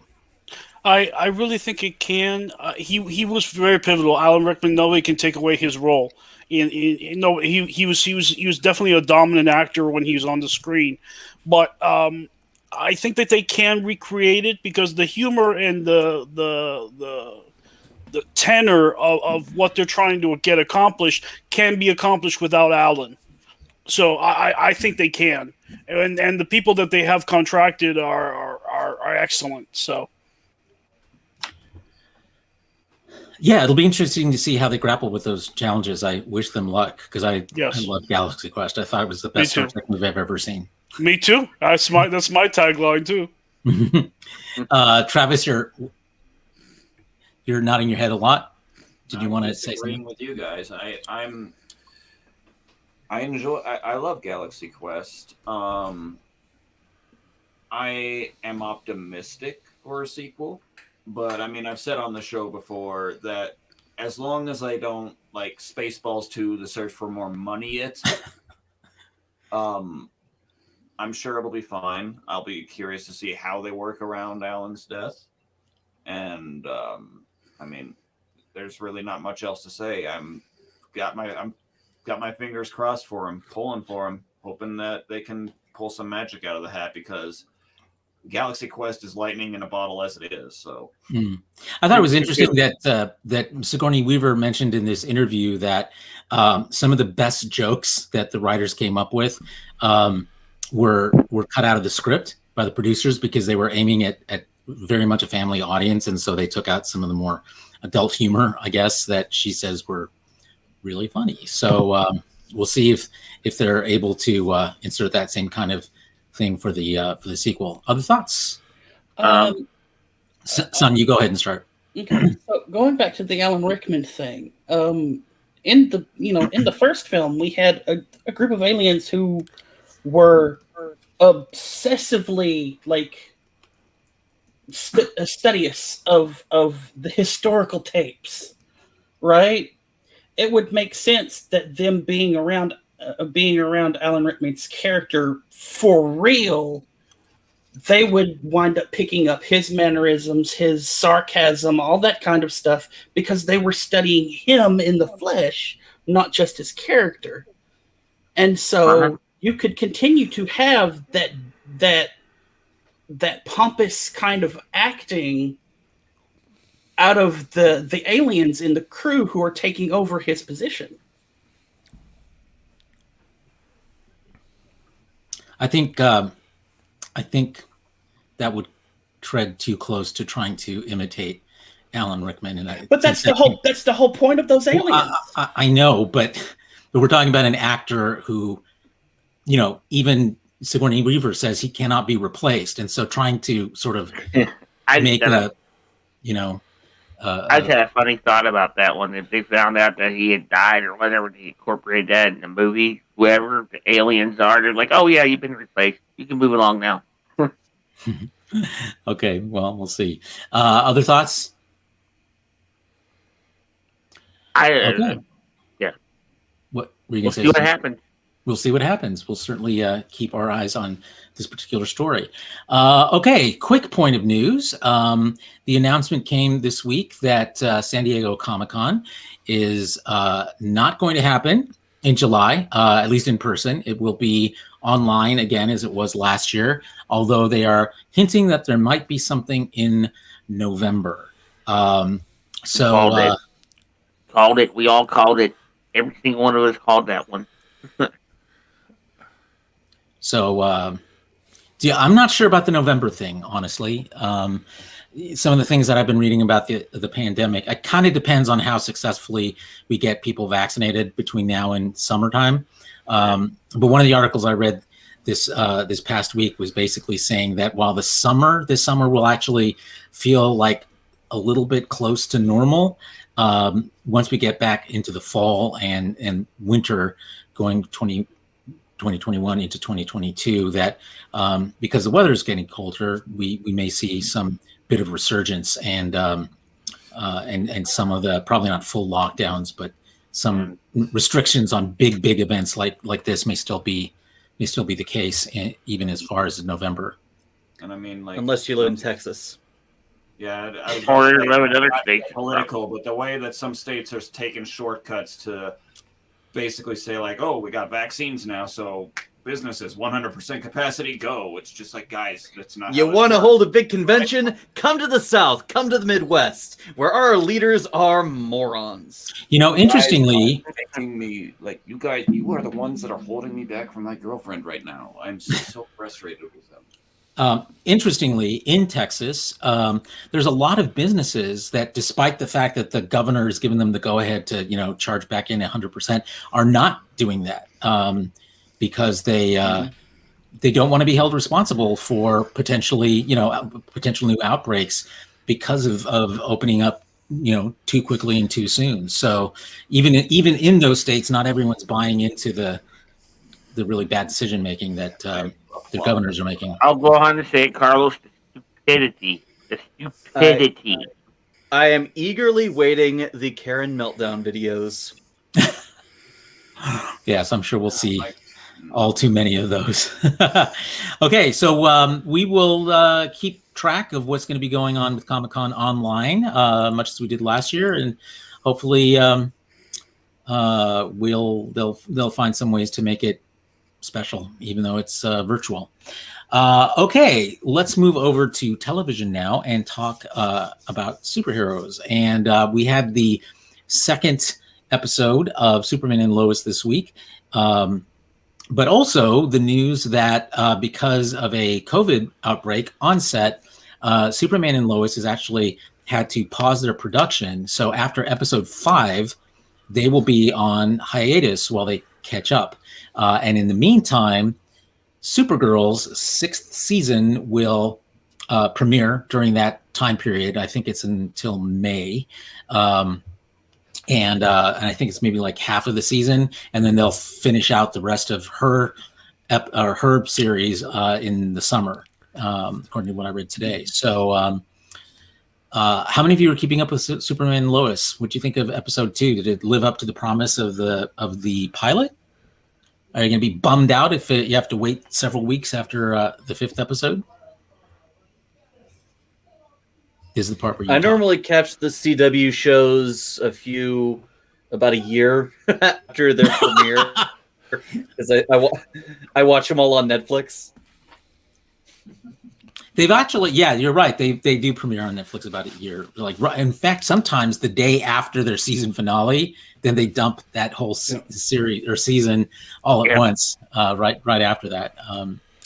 So, Justin, I know you've been keeping track of Superman and Lois. How'd you like the second episode? And it was pretty good. I like the direction he went. It looks like the storyline that you're going with on this is going to be a darker one than we're used to with the Superman. Looking like trying to pin him as the villain. So, glad to see how this goes. Yeah, we actually got a glimpse at the Superman in black in a black uniform from. Good. The one thing that will cause Superman to turn is something happening to his family. Yeah. Speaking of his family, my favorite character in Superman and Lois is actually Jordan, who, admittedly, we're only 2 episodes in, and I think you and I talked about this a little bit in our chat this week, Justin. Admittedly, he's my favorite character, but if they make him too whiny, he's going to lose me. So far they've balanced, him being, upset and socially awkward and all that sort of stuff, pretty well. And I think the key to that is the relationship with his twin brother, Jonathan. And if they're able to maintain that kind of dynamic, I think they can really go far with this. I thought it was interesting that the producers said that they're really looking at shows like Friday Night Lights and what was the other one? This Is Us. Us. Sort of their. Was it This Is Us? No, it was another high school based family drama, and they were using that as kind of their inspiration for the kind of relationships they wanted to build amongst the characters in the show. So Jason is fixated on This Is Us and is comparing this show to This Is Us for some reason. Well, it'll never be These Are the Voyages, will it? Oh, it was you, not me. It was you. It was you. It was you. Yeah, I never said These Are the Voyages was a great episode. I just said it's the best episode of Enterprise, which you're still wrong about. But Raul, are you keeping up with Superman and Lois? Okay, yeah, I am like Ross. I am waiting for it to all be dumped in so I can see it all together. I know that's really a lame answer, but it's true. Well, it is on the CW app, so you can watch it day after. Oh, okay. I did not know that. Yeah, get yourself the CW app, and I think you can even do it on their website. And they usually they keep, I think, like 5, the most recent 5 episodes at a time. And with some shows that they really want to promote, they actually will keep all the episodes for the whole season up online for people to catch up. So you don't have to wait till it's on Netflix to catch up. So, all right. So we'll see what happens. I'm interested in seeing how the 6th season of Supergirl is going to turn out, since, like The Flash, its later seasons have not been as strong. But we'll see if they can manage to make it a good send-off. Speaking of The Flash, episode 1 of The Flash, this was actually surprisingly good. I didn't watch last season pretty much at all, but I thought I thought they managed to It kill shows one. promise. I mean, they killed off Wells. I mean, we've been waiting for that since I season always one. I liked think. Wells. I always liked Wells. Yeah, but they overused. All right. Well, we're going to switch to our next Superman-related topic, but not from Superman and Lois. Following up on last week's news that another Superman movie has been commissioned through J.J. Abrams and Ta-Nehisi Coates, noted African-American writer, and there has, of course, been all kinds of speculation online about a black Superman and what that means, and that led on to a bunch of other discussions I saw on Facebook about characters associated with a particular race being played by actors from another race, and whether that's a taboo that is equally held across all races, or what, like, and what are the things that make it maybe appropriate in one instance and not in another. So, Son, you want to kick us off on this topic with your thoughts, and then we'll go from there.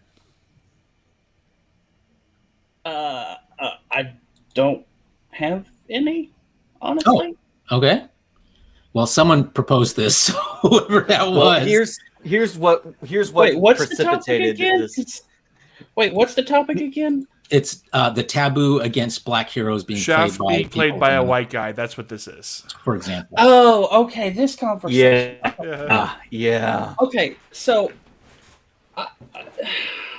this conversation is going to get very racially agitative very quickly, because there's a lot of white people in this room, myself included, and we all have differing opinions on this topic.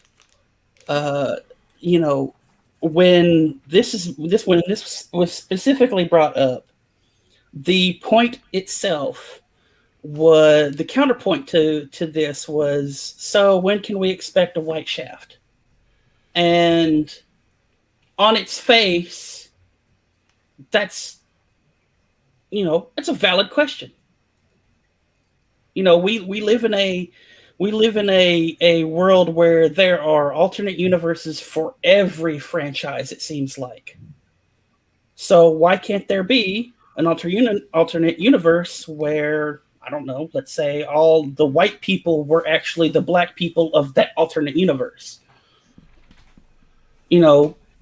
That would be a catalyst for helping a whole bunch of white people understand the U.S. struggle for black people, especially since racism, desegregation, all that kind of stuff. It would help. But there's this animosity towards. I don't even know if it's animosity. There is this constant pushback against such an idea, because every character that it seems that every character that is black in a superhero setting or in a setting of some prominence is 100% influenced by being black, period. And the argument against making them white is that you take away them being their character simply because you take away them being black. So here's the issue with that, and with the argument in particular. This was precipitated in the Super Geeks Facebook group, and the individual who made that comment, that in the context of the statement, made it sound like he was comparing the idea of having a black Superman to the same thing of taking a character who is the character of Shaft was a lead character in a blaxploitation film. The film was about him being black. It was a film that is a prominent film in black culture. So to flip that on its head in our current climate, or really any kind of climate, would immediately become a topic about whitewashing, about robbing culture of an icon and making it look like something else. And my response to that was to say that that really wasn't a good comparison to what is likely happening with this film if they are going forward with a black Superman. Because there is a black Superman in DC, a character from an alternate universe. Mm-hmm. Earth 2's Superman was Kelzod,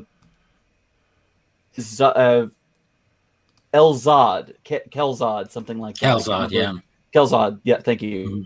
He was a different Kryptonian. Completely. They're not taking Kal-El and making him black to appeal to a woke audience. If they're going forward with a black Superman, most likely they're going to draw from the source material and make a story about him, not making Clark Kent, Kal-El black. And that's the arguments that several of us were putting forward and getting pushback, saying that, well, we make other properties have made white characters black. And yes, that is true. Battlestar Galactica famously did that with several characters, and also they gender swapped several characters. But that's Battlestar Galactica. That's a sci-fi setting. That's a fantasy sci-fi setting where race isn't as important. Race isn't an integral part of a character. That's like trying to say you want to make... I'm trying to think of an example. Well, another example. I can give you an example from the Marvel Universe itself. We're going to say Fury? They made the Tibetan monk Tilda Swinton the Tibetan head of Doctor Strange's organization. Wasn't they made that guy Tilda Swinton. And there's a good reason for that. Well, not because a good reason, but there's a reason for it. Because China. Mm-hmm. Because they don't want any kind of acknowledgement of Tibet as being anything but Chinese. If they did that, Marvel wasn't going to get the film into the country. And what happened? People cried whitewashing because a character that was presented as a certain way, a way that was important to the character, was changed to appeal to a market. Yeah, I don't think the China factor, unfortunately, is a very problematic limitation on a lot of films. Go ahead. I think if you take like a random black character, right? So, I mean, they did like, what's his name in the plays, this stage adaptation of the episode of West Wing. They had the guy who plays Randall from play Leo McGarry, right, which was he was a younger black version. This was like Jon Stewart being played by a white guy. I think that'd be one thing. There are characters that are inherently their blackness is inherently intrinsic to the character, right?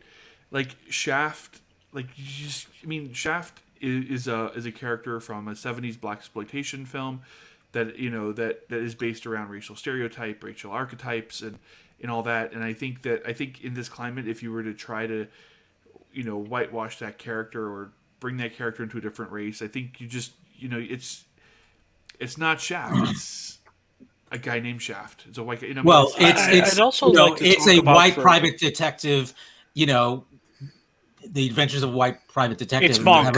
We have about 1 billion of those shows already. Yeah. It's Monk, Carlos. Be honest. Did you say Bunk or Funk? Monk. It's the Monk TV show. Yeah, I see your point.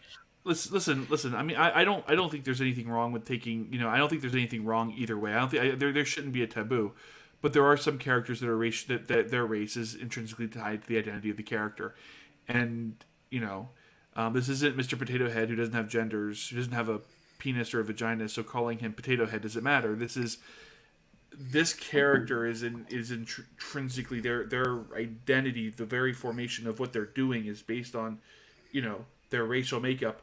To change that, you fundamentally change the character, and it's not the same character anymore. Here's another good example. Luke Cage and Nick Fury. Mm-hmm. I was going to say that. The one example. Do you want to carry that forward, Raul? Then Well, no. I was gonna say something else, even more well known, is when Frank Castle, the Punisher, became black for a certain thing, and he lived out the identity of being a black man in the Marvel universe, along with guest stars like Luke Cage. I mean, that was an excellent series. That was an excellent writer. I believe it was Mark Millar. If I'm not mistaken. But either way, it was an excellent expose on what it would be like to be black in the Marvel universe and be kind of the second fiddle to everybody. And they brought in the Falcon. They brought in a lot of street level heroes. So it was interesting. He was hiding from the mob at the time, but and that's the way you do it. If you do it with sensitivity to the race you're trying to appeal to now. Not appeal to, but I also wanted to mention something about blaxploitation. Blaxploitation is often a misnomer because blaxploitation was actually produced, crewed by, and acted and written by all black casts. So calling it blaxploitation is not exactly the most optimal, because what you figure is a bunch of white guys profiting off what the black guys are doing. It was not. It was actually all African American profit and growth. But in the film industry. Yeah, and the exploitation part of it really was more about subverting white audiences' expectations. Absolutely. Than it was really about being exploited, which I thought was really interesting. My example, so Luke Cage, his character is also intrinsically black. His stories, his growth, it's all tied to Harlem. It's all tied to his struggles. It's tied to him being bulletproof. It's an integral part of your character. Change his race, and it changes the character dramatically. Nick Fury, on the other hand, was originally a white guy. Mm-hmm. Make him black, it doesn't change the character that much. Mm-hmm. Swap it back, it doesn't really change. The only difference is he can't get Samuel L. Jackson to play him anymore. And he doesn't say motherfucker as often. Yeah. or goddamn snakes on a goddamn plane. I mean, just look at it this way. There was a Nick Fury movie back in the 90s that nobody remembers. Yep. Starring David Hasselhoff. I do. It's starring David Hasselhoff. It was an abomination. Wait. David Hasselhoff was Nick Fury? Yes. David Hasselhoff was Nick Fury. Believe it, How man. How do I find it? Just but suddenly you get in Samuel Jackson as Nick Fury, and everybody remembers him. Yeah. Well, and I think that's where I think you draw an excellent distinction there, Ross, in terms of where it works and where it doesn't to race swap or gender swap or whatever. In my mind, when I approach that kind of thing as a writer, it's about, what does this add to the portrayal of, the way this character fits in, what their point of view becomes, how they interact with other characters, all those things. They're what you weigh against what the original, race or gender was of the character. And I think in the case of Nick Fury, I mean, Samuel L. Jackson is a force of nature. And that by putting him in this role, he is Nick Fury, like that character in his essence, and so that's why it worked. I grew up. I went to a high school with a drama teacher who a lot of times gender swapped roles.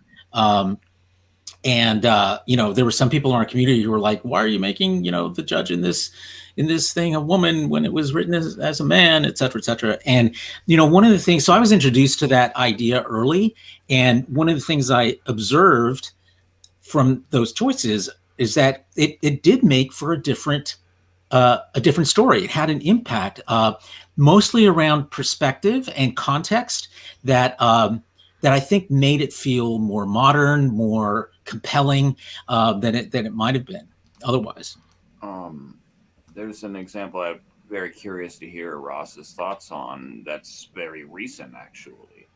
The Halo series that is coming in 2022 to Paramount Plus actually recast.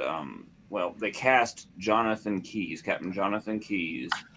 I can't remember who the guy's name is, but it's a black actor now, and Keyes was originally white as well. And the Halo fandom has a very, very mixed reaction to this. There's a lot there's a lot of people who are very much okay with it, don't care. There are a lot who have gone up in arms, however, and I actually butted heads with a few people who were up in arms. I had someone telling me, like, when does this, where do we draw the line? But, like, these people are just, like, they're altering the original story of Halo, and I'm just sitting here thinking, like, Jonathan Keyes is not, like, it is not essential that Jonathan Keyes is white. The fact that they're trying to say that they are trying to, like, distort the original story or the original vision of Halo, which really doesn't have much of a story at all. Vision? Like, I was just thinking to myself, like, why are you, like, what logic are you using right now? And he It's was just fandom like, logic. and Yeah. like, he straight up was like, he was coming at me with, like, things like, eventually they're gonna, like, make him an Asian Hispanic woman who's transgender, and I'm just like, all right, now you're just completely, like, you are saying far more about yourself than you are about anything else right now. And I mean, it just, like, it got, like, first, again, there's not much of a story to Halo at all, so I'm very curious what this will do for the character, if it will matter, if it will do, like, if it will alter the story in some way. But, like, another thing that, like, I had to really think about for a little bit was that Halo is a very white game. Outside of one major character in those early games, I cannot think of another black character. And I think there's a few, like, original characters that they are coming up with the series who are black as well. But I mean, like, outside Sergeant Johnson, who is very stereotypical and very tropey and very scary, tough guy, black man, that kind of guy, there is not a lot to go on here. Yeah. The character of Captain Keyes, he plays a major role in the first game, but he is killed in that game. The impact of his race on the character would not have a significant change to that character, other than providing a form of representation for the audience. It has zero impact on the character. He could be Keyes could be female, and it wouldn't matter in the slightest to the character as he's presented. Change the sex of the Master Chief, on the other hand, and you'd have a bit more of an impact.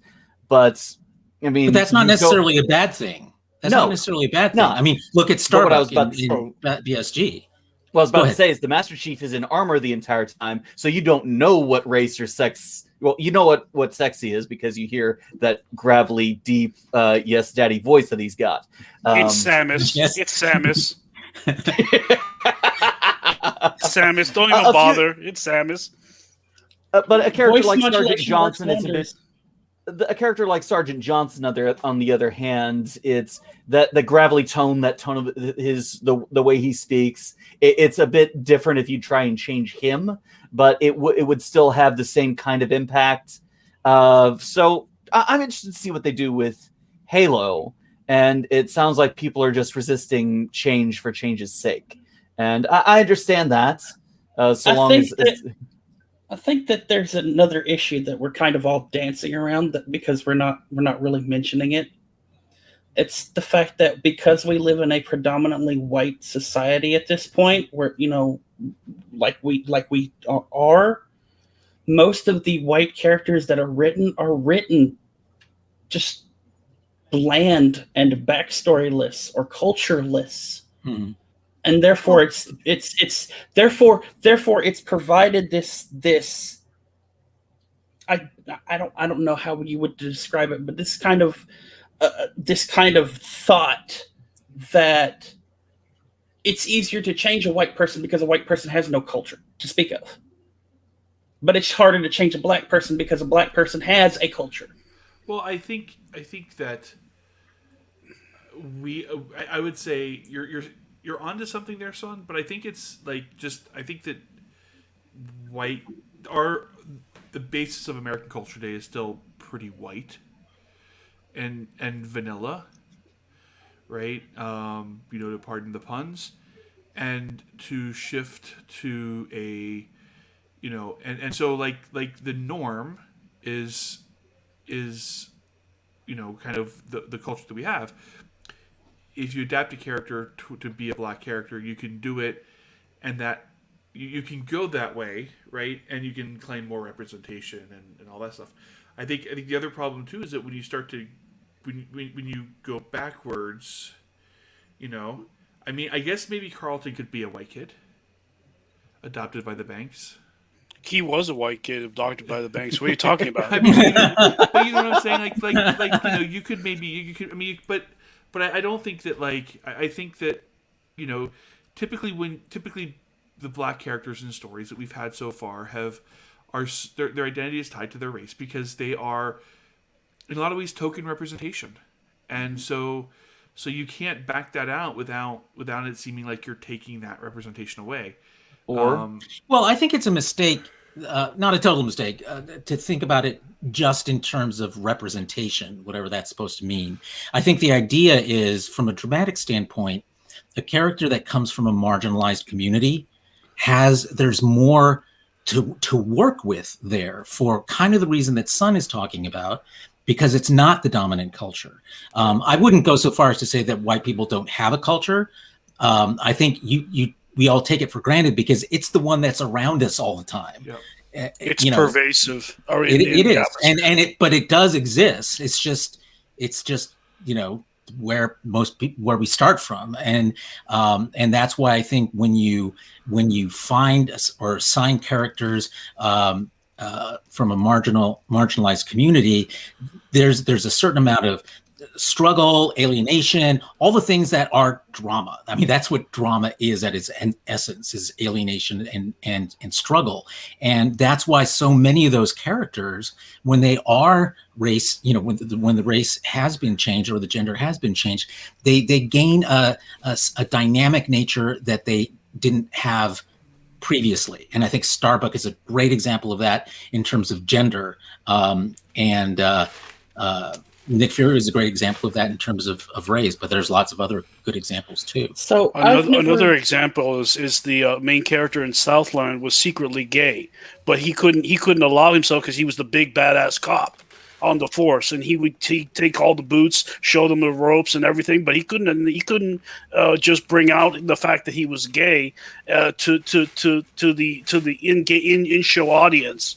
So I think that and he was white, by the way. He was an Irish. He was from Irish backgrounds, and they showed it. So I do think that there is a lot more variation in when we talk about white gender or white culture than there is. It just has to be well labeled,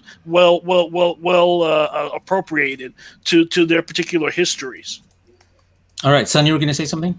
So, I don't know. I've never read the Blade comics, but the movies that I have seen of Blade, I don't really know that Blade's character is wholly dependent on him being black.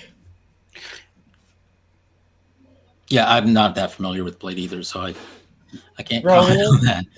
Yeah, Blade was originally more quote unquote Afrocentric in the 70s and 80s, and as we went into the 90s with Wesley Snipes, he became more bland in his character. Well, see, that's the thing. If I was going to use a black character to make white, I would take Blade and make him basically a Justin Wilson character.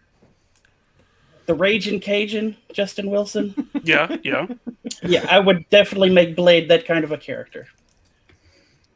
Well, the Blade character has a lot of possibilities, which is why they're actually recasting poor Wesley Snipes. I bet it's going to be a character. Go ahead, Russ. It did just occur to me a white character who would be changed if they were made black, and it really wouldn't work anymore. That's Wolverine. Wolverine they're is black Canadian. Canadians. They're black Yes. Canadians. That's so racist of you, Ross. No, but it would be a different character, and that's It would be. okay. And Black it's Lightning, not- another one. Yeah, I mean, because the idea isn't that you're trying to just change the color of this character. You would be coming up with a new character. Much in the example that you gave earlier, Ross, about who was it? It was your first example. Nick Fury and Luke Cage. No, the Punisher, wasn't it? No, that was me. That was me. Okay, well, ours all don't look alike. No, Superman. It was Carlos. Superman. Yeah, it was your whole Kal-El, Kal-Zod thing. That it's not about making a black Kal-El. It's about having a black Superman character who's a completely different character. A black Kryptonian. Carlos is biased against people with heavy eyebrows. I understand, Ross. Okay, well put. Okay, interesting discussion. Any final thoughts before we move on to our final segment of the week? I think the biggest takeaway, I think that about all of this, because like Jason said, there's been backlash to the opposite as well. Is that really you shouldn't place expectations on something when it's announced or going to see something. Yeah, I see your point. If you do that, you color everything about what could or what could or might be shared by viewing that experience. Yeah, so premature speculation is a problem. Oh God, now I know I'm starting to get tired because I know what you said. Premature expectations a problem. That's not what I thought you said for a second. That was the point. It was supposed to be a gag. Thank you. It was supposed to be a gag. She said gag. Okay. Your favorite thing? Not actually. Okay, so thank you for your thoughts on this. That was an engaging conversation, and I'm sure we will revisit it as we move forward, at least with this particular Superman project as it moves forward. So we'll see what happens with that. Okay, so we're moving on to our final segment, regular segment of the week, and that is What Are We Watching? Please keep it to one thing. And also a reminder to the folks at home that after we formally conclude the show with the end of What Are We Watching, we will be sticking around for our weekly Florida Man segment, post-show Florida Man segment. So please feel free to stick around and find out what the hell is going on with Florida Man this week. Okay, so let's move on to What Are We Watching this week? And let's start this time with Raul the Baul. Unmute myself. Okay, so I'm finally catching up with a with an old favorite for many of people here, The Expanse, which I have read the books, but I had never seen the show. So I'm on the second season, and it is literally the best sci-fi I have seen in many years. Many years. I can't think of a better sci-fi, to be honest. Welcome to our cult.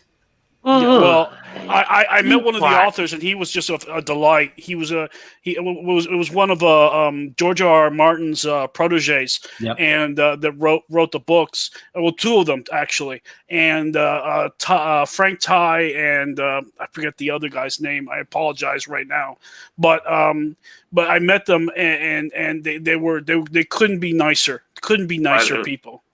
Well, I'm just looking on now. Don't get attached to anybody just yet.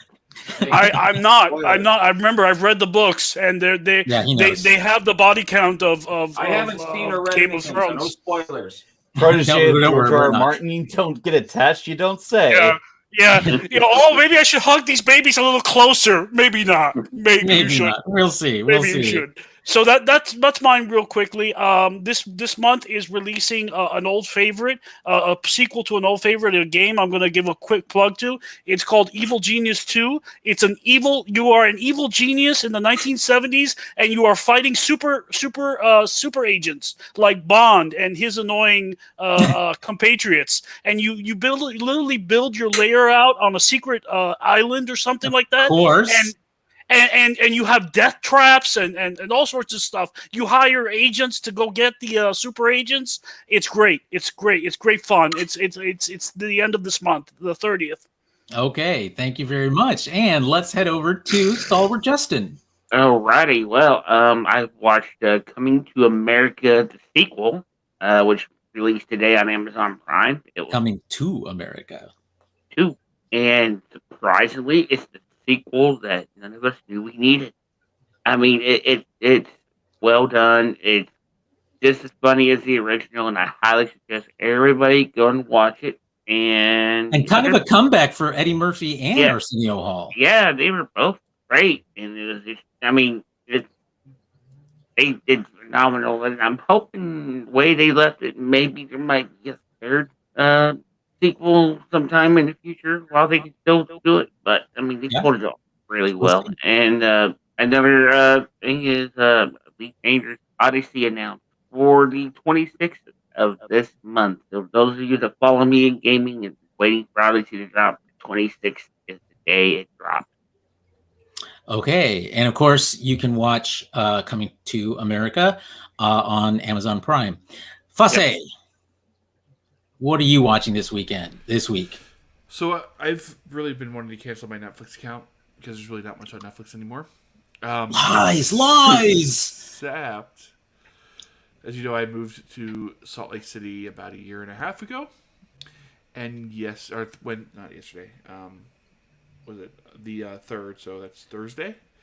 Netflix dropped a brand new true crime documentary called "Murder Among the Mormons." The Mormons. Yes, Yeah. it's on my list. It's on my list. On mine too. So, since we've moved here, right, everything's been shut down basically. We got here in October. By the time we got settled in, and I mean, I was traveling to I was in San Francisco the first 4 weeks we lived here. And then, so by the time, then Christmas and then COVID, so we haven't done much exploring or normally we've done a ghost tour, we do city tours. So we haven't had a lot of really good history of the city that we now live in. This has been fascinating. And, understanding more about the roots of the Mormon religion because it's such a big deal here. It's been a fascinating watch. I highly recommend it even if you don't live in Salt Lake City. Yes, that was made very interestingly. It was directed by Jared Hess, who is better known for being the guy who created the amazing Napoleon Dynamite back in 2004. So it's very much a departure from probably what we think of coming from this guy, but it is supposed to be very compelling viewing. So it's definitely on my list as well. Yep. Okay, Son, let's move to you. Okay, so the first thing I wanted to mention is I found the Indiegogo link, and I found out what the game stonks people started doing with their money. 7 out of 10 people have claimed the $10,000 donation for the Voyager documentary. What do you get at 10,000? You basically get the associate producer title. Yeah. You don't get dinner with Kate Mulgrew, I know that. God damn it. I've had dinner with Kate Mulgrew. It only cost me. What a braggart! We have to punish Carlos somehow. Such a braggart. Well, hey, look! It's something you can hold over Sean's head now. Ooh, that's true. Hey, thank you. All those premieres Sean's gone to. Now you can say you had dinner with Kate Mulgrew. You may have had dinner with Kate Mulgrew, but I'm getting her mug. That is one of the options. And good on you for that, Travis. Good on you. So what I watched this week is a YouTube channel, actually relatively new / small YouTube channel called Make Better Media. And one of their videos specifically that I watched was called The Truman Show, a cleverly disguised tragedy. And it goes into how it's basically like a really long, it's basically a review of The Truman Show, but it talks about how even though Truman has gotten to the end of the to the end of the film, we see this quote unquote happy ending with Truman leaving. He's going to be like emotionally disturbed the rest of his fucking life because everything that was his reality had been a lie. Meaning, out in the real world, he is going to question everything, just like the director said. Yes, definitely a tragedy. Definitely. But yeah, Make Better Media's got several different videos up. One about Jojo Rabbit. The latest one is actually about the Iron Giant. So Really? that was actually a really good watch. I'm gonna check that out because those are actually all movies that I really like. Okay, good one. Another good one, son. Thank you. You're welcome. Okay. All right. Eyebrows of Doom. Cars with faces. Which one of us, Carlos? Cars Your with eyebrows faces. of your eyebrows of mirth. He's the eyebrows of doom. Cars with faces is all about Halloween lately. Really? He loves it. He can't get enough. He's just Halloween, Halloween, Halloween. How old is the boy again? Is he pushing 2.5 these days? He's almost 4. Holy crap! When did that happen? So, I know you're tired of Cars with Faces, but have you thought about Shining Time Station? That's an awesome series. But I grew up with Shining Time. as for personally, Ruby is back from hiatus, and we're diving back into the defense of the kingdom of Atlas against the evil forces of Salem. She has brought a massive, grim flying whale Leviathan, and the first thing we see, let's see. The teams are split up. They're trying to find a way to fight back. One team infiltrated the great whale to try and rescue one of their friends. We've got a grim monster that's fused with a human being to go and hunt specific individuals. We got an episode that was a monster in a mansion, which was awesome. And at the beginning of the last episode, the whale spontaneously exploded for reasons that were later explained in the episode. So lots of action, lots of drama. And now we've got an insane Voyager.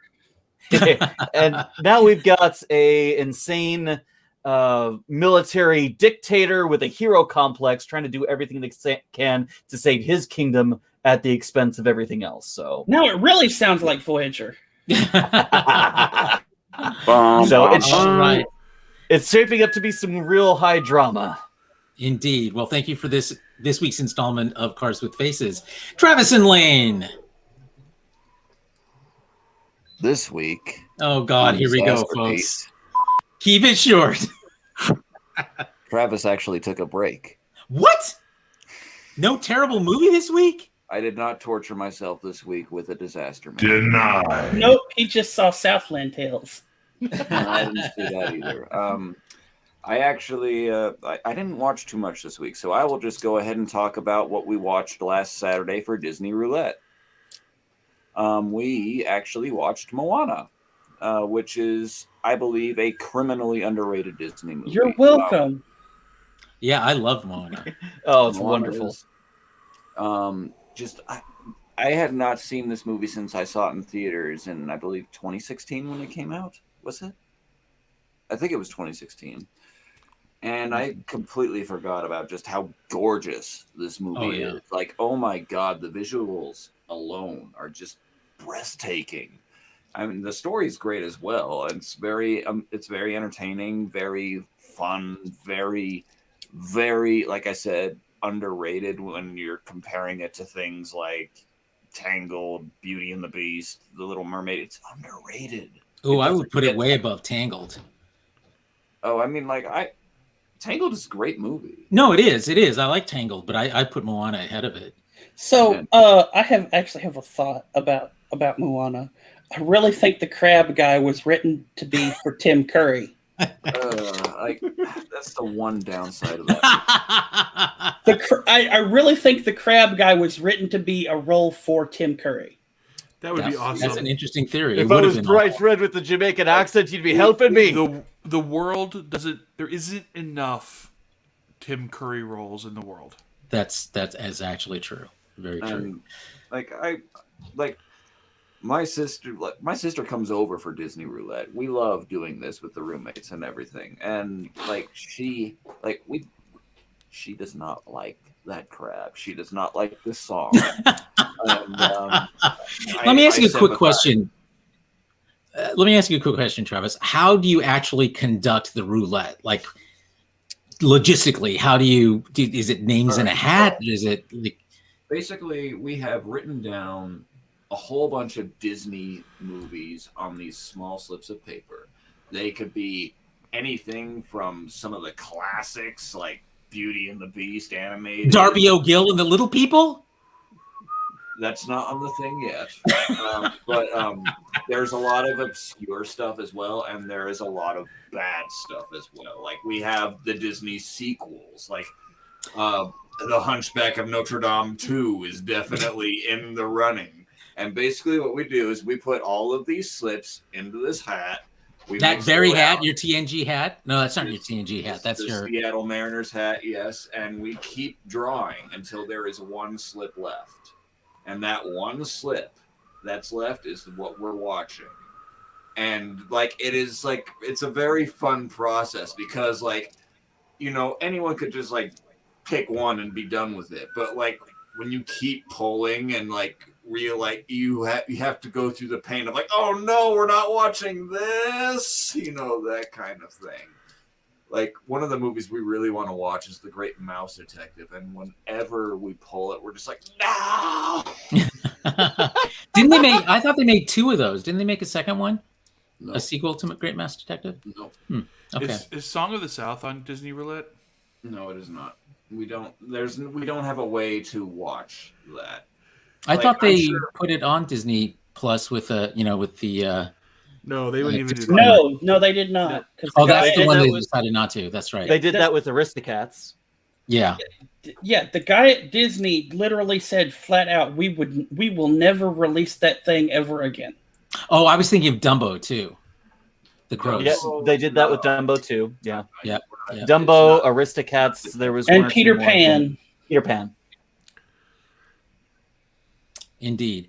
Okay. Thank you, Travis and Lane. Fase, did we do you? Yes. We did. Okay, cool. Right. We're Mormons. Yeah. Right. Okay. For me, I completely, because I was watching the CW this week, because I wanted to rewatch Superman and Lois. And so I was poking around the CW app on my Apple TV, and I came across this series that I had never heard of before. And apparently it is actually airing right now. I have no idea what day and what time, but it's a series called Trickster, and it is a production made with the CBC, yes, the Canadian Broadcasting Company, and it is about the main character is this teenaged native boy whose father is a trickster from the Northern lore, and it's about him sort of coming to terms with what that means. And there's just enough sort of spiritual stuff going on to make it interesting and sort of in a darkly humorous way that I think a lot of really well told Native American writers have been able to capture. And it stars almost completely Native cast. And it's really well made and very engaging. So that was my unexpected find this week on the CW. So the first season is only 6 episodes long. I don't know if it's going to be renewed. I hope it is, because they do kind of end it, but they leave it open at the end for more stuff to happen. So So it is. I mean, in some ways, it's really dark because it really pretty accurately portrays some of the problems you see on native reservations around, alcohol and drug abuse and bad schools and all that sort of stuff.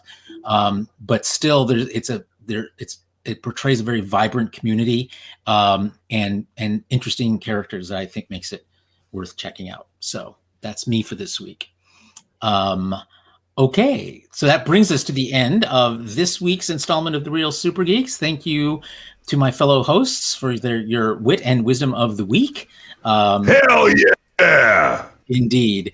And please stick around, those of you who can, for our Florida Man segment this week. There's some interesting Florida Man things to talk about, I think. So we will formally close this episode of the podcast and say goodbye to Lane because I miss you, Lane. I miss you. Lane. Those eyes are just giving us the stare down, and he's just looking Murderous at. Oh my cold God! eyes. Wow. Oh my God, it's overwhelming. Okay, so thank you, folks at home. Join us again next week, 9 p.m. Pacific, for our next installment of the Real Super Geeks. And that's it. Thank you.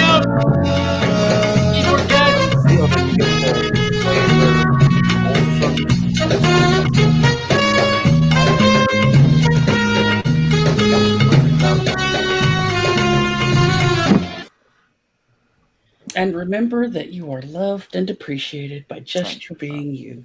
Spay neuter your pets. Wear Keep masks on. That's all, folks. All right, so let's head in. Yes, good night to those of you who must go. Travis and Lane. I gotta go comfort Lane because Jason scared him. All right, talk to you later. Jason, how did I scare Lane? Spraying new to your pets, really? Oh. I thought you were the pet, though, Travis. Yeah, I thought it was you. We don't want well, you. He's already neutered. Lane gets mixed messages. You're confusing Lane. Lane already neutered him, so he's already neutered. Oh. So please tell me that video of that guy in the car were from Florida. Take it easy, guys. I don't bye, know Travis. what you're talking about. I'm not sure which one you mean. Is that the guy who's going 100 miles an hour? No, this was the guy that was making love with his car. That's a very unfortunate story. I don't know if that was a Florida man. He certainly was in spirit. So it was the cringiest thing Florida I've ever man. So I have one that's awkward. Florida woman attacks her roommate for playing Chic's Le Freak over and over on loop. well deserved. Well deserved. Florida.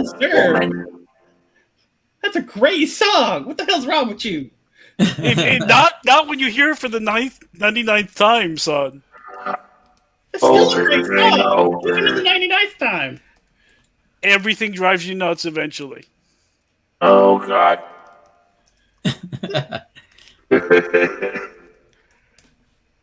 Okay, so what is it with Florida men and lasers?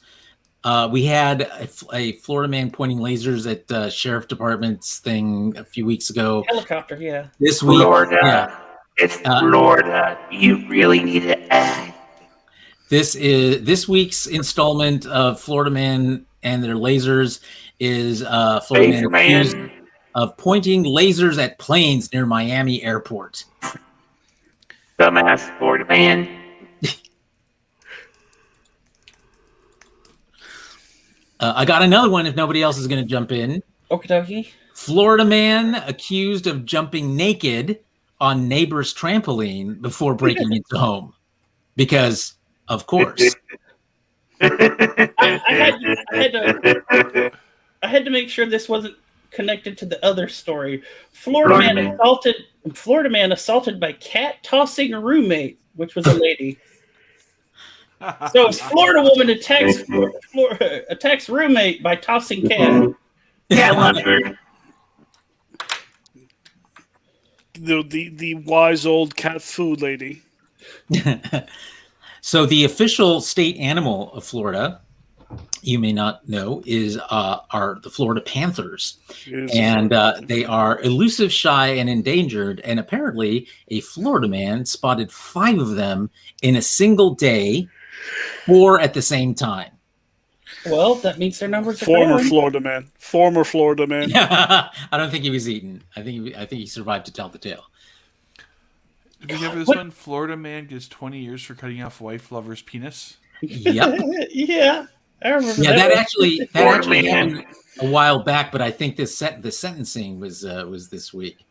Yeah, but I mean, it's Florida, so apparently that could probably happen, quite a bit. God, what is it? What is it with Florida women this week?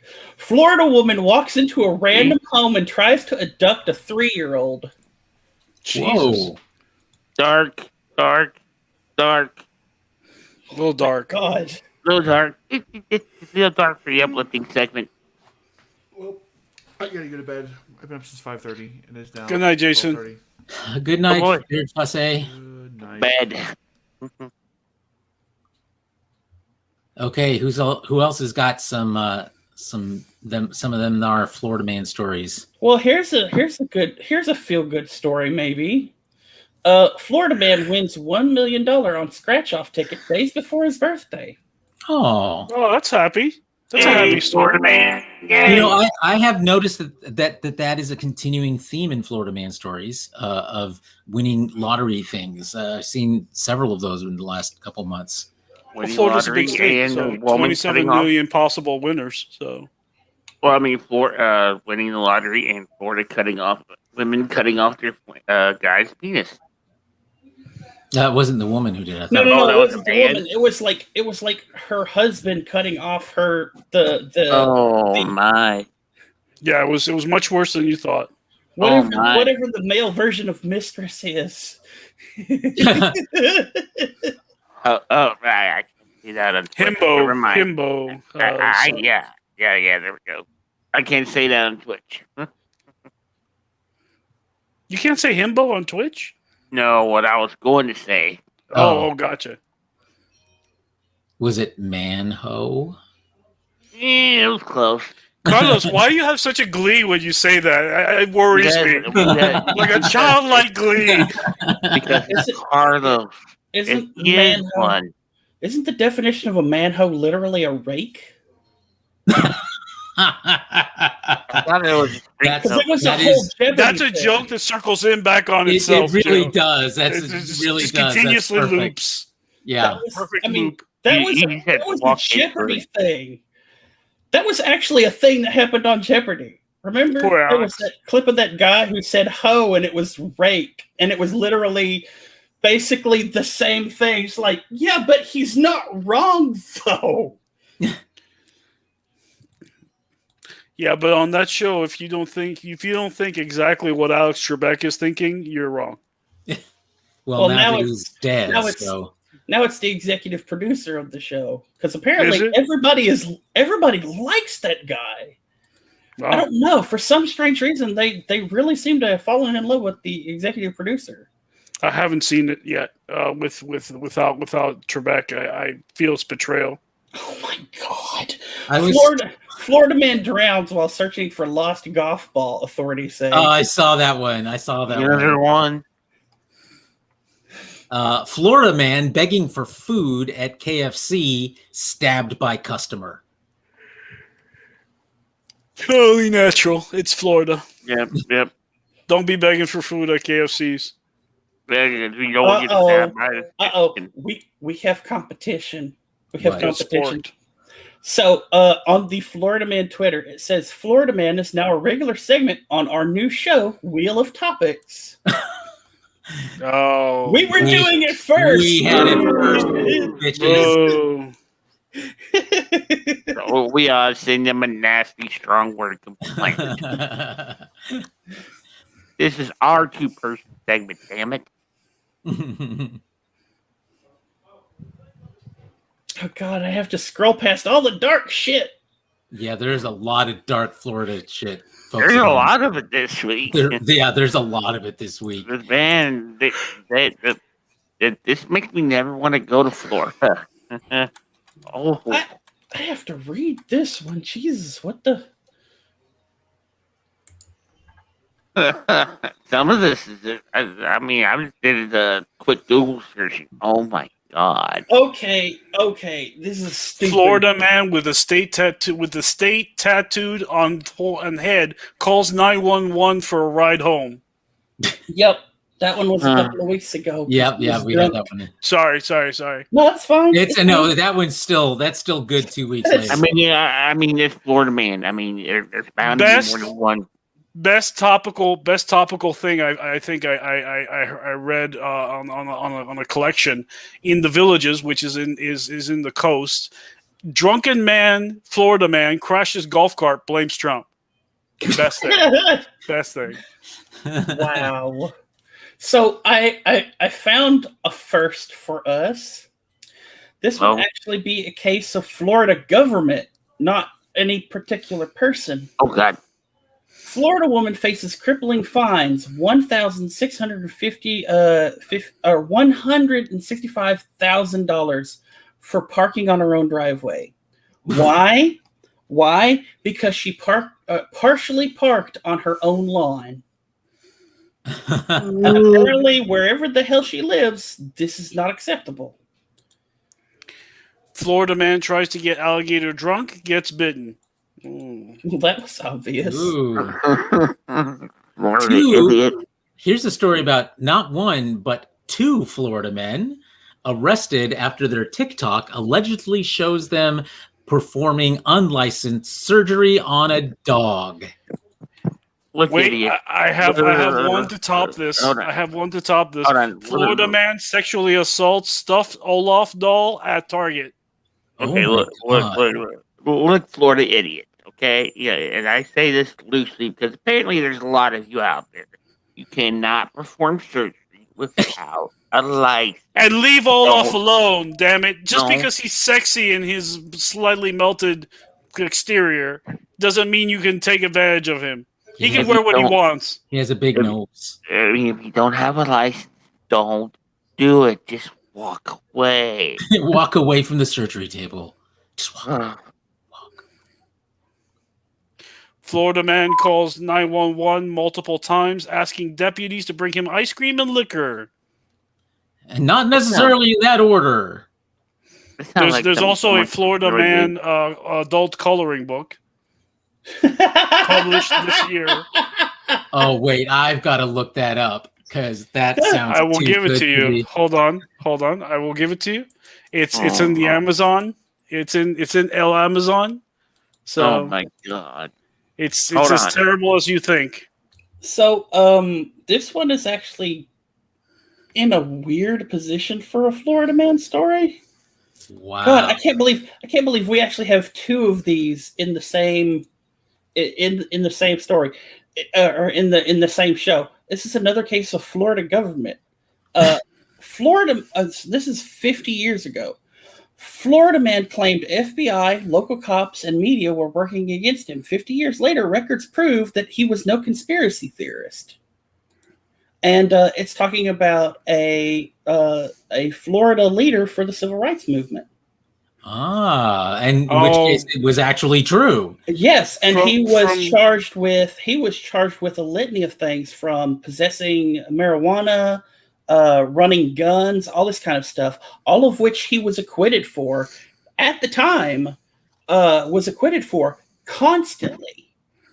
You mean they just kept rearresting him for something else? They kept arresting him and charging him with bringing up new charges. Yeah, that did happen a lot, actually, in the South. Shoplifting Florida man flees store, strips naked as steaks fall out of his pants. Whoa. From the land.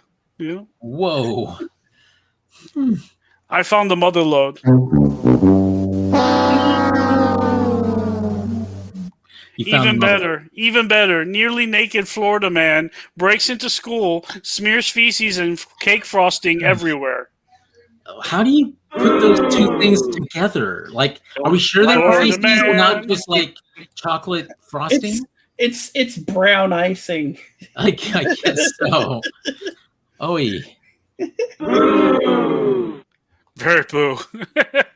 Oh my! Oh my goodness. Okay, fine. We'll this will be the last one for me. Florida man hits mechanic with golf club for fixing car too slow. Man, this is all the people in Florida are like a lot richer than I am. I don't even own golf clubs. Me either. I don't either. By the way, I looked it up, son, and that rotary cell phone is it's just under $400. Hey, it's cheaper than most cell phones. Yeah. Florida man removes 9-foot alligator from pool. Isn't that like every day in Florida? Yeah, pretty much. I think that story is actually connected to the guy who was. I think that's the story about the guy who was keeping an alligator as a pet and was told he had to remove it because it wasn't being kept in a suitably safe location for the populace. Like chlorine in the water. I just want to show you the picture of this man lifting the alligator up above his head like a prize. I'm gonna put it in our chat. Not getting bit. Oh, Take a look at that. Oh yeah, I've seen that one. Can you put that up for the folks at home? Yeah, hold on. Oh, You might as well be working for these FloridaMan.com people. Oh yeah, it's full of FloridaMan.com. Oh, from Parkland. I've been there. I've been all over the state, Carlos. That's no comparison. So it's not the guy who was keeping the alligator as a pet. Okay. No, this is a different Florida man problem. There's another one that's great on the same page. Florida man breaks into home, sucks on sleeping man's toes. Hey, there's a Florida man tattoo one. That's the guy I reported on earlier. Oh, you did? Yeah, that was calling 911 for a ride home. Oh, so that was remember this one? We covered this one. We watched that live. Yeah. Yes, we did. The semi truck. Oh, you didn't mention that the sexual assault on the stuffed Olaf doll happened at a Target. Yeah, I did. You guys were just laughing. You guys were just laughing already. I guess we just laughed at the whole Target part. Florida man gets beat up by Easter Bunny. Wait. Florida man tells deputies he vapes THC to prepare himself for the return of Jesus. Yeah.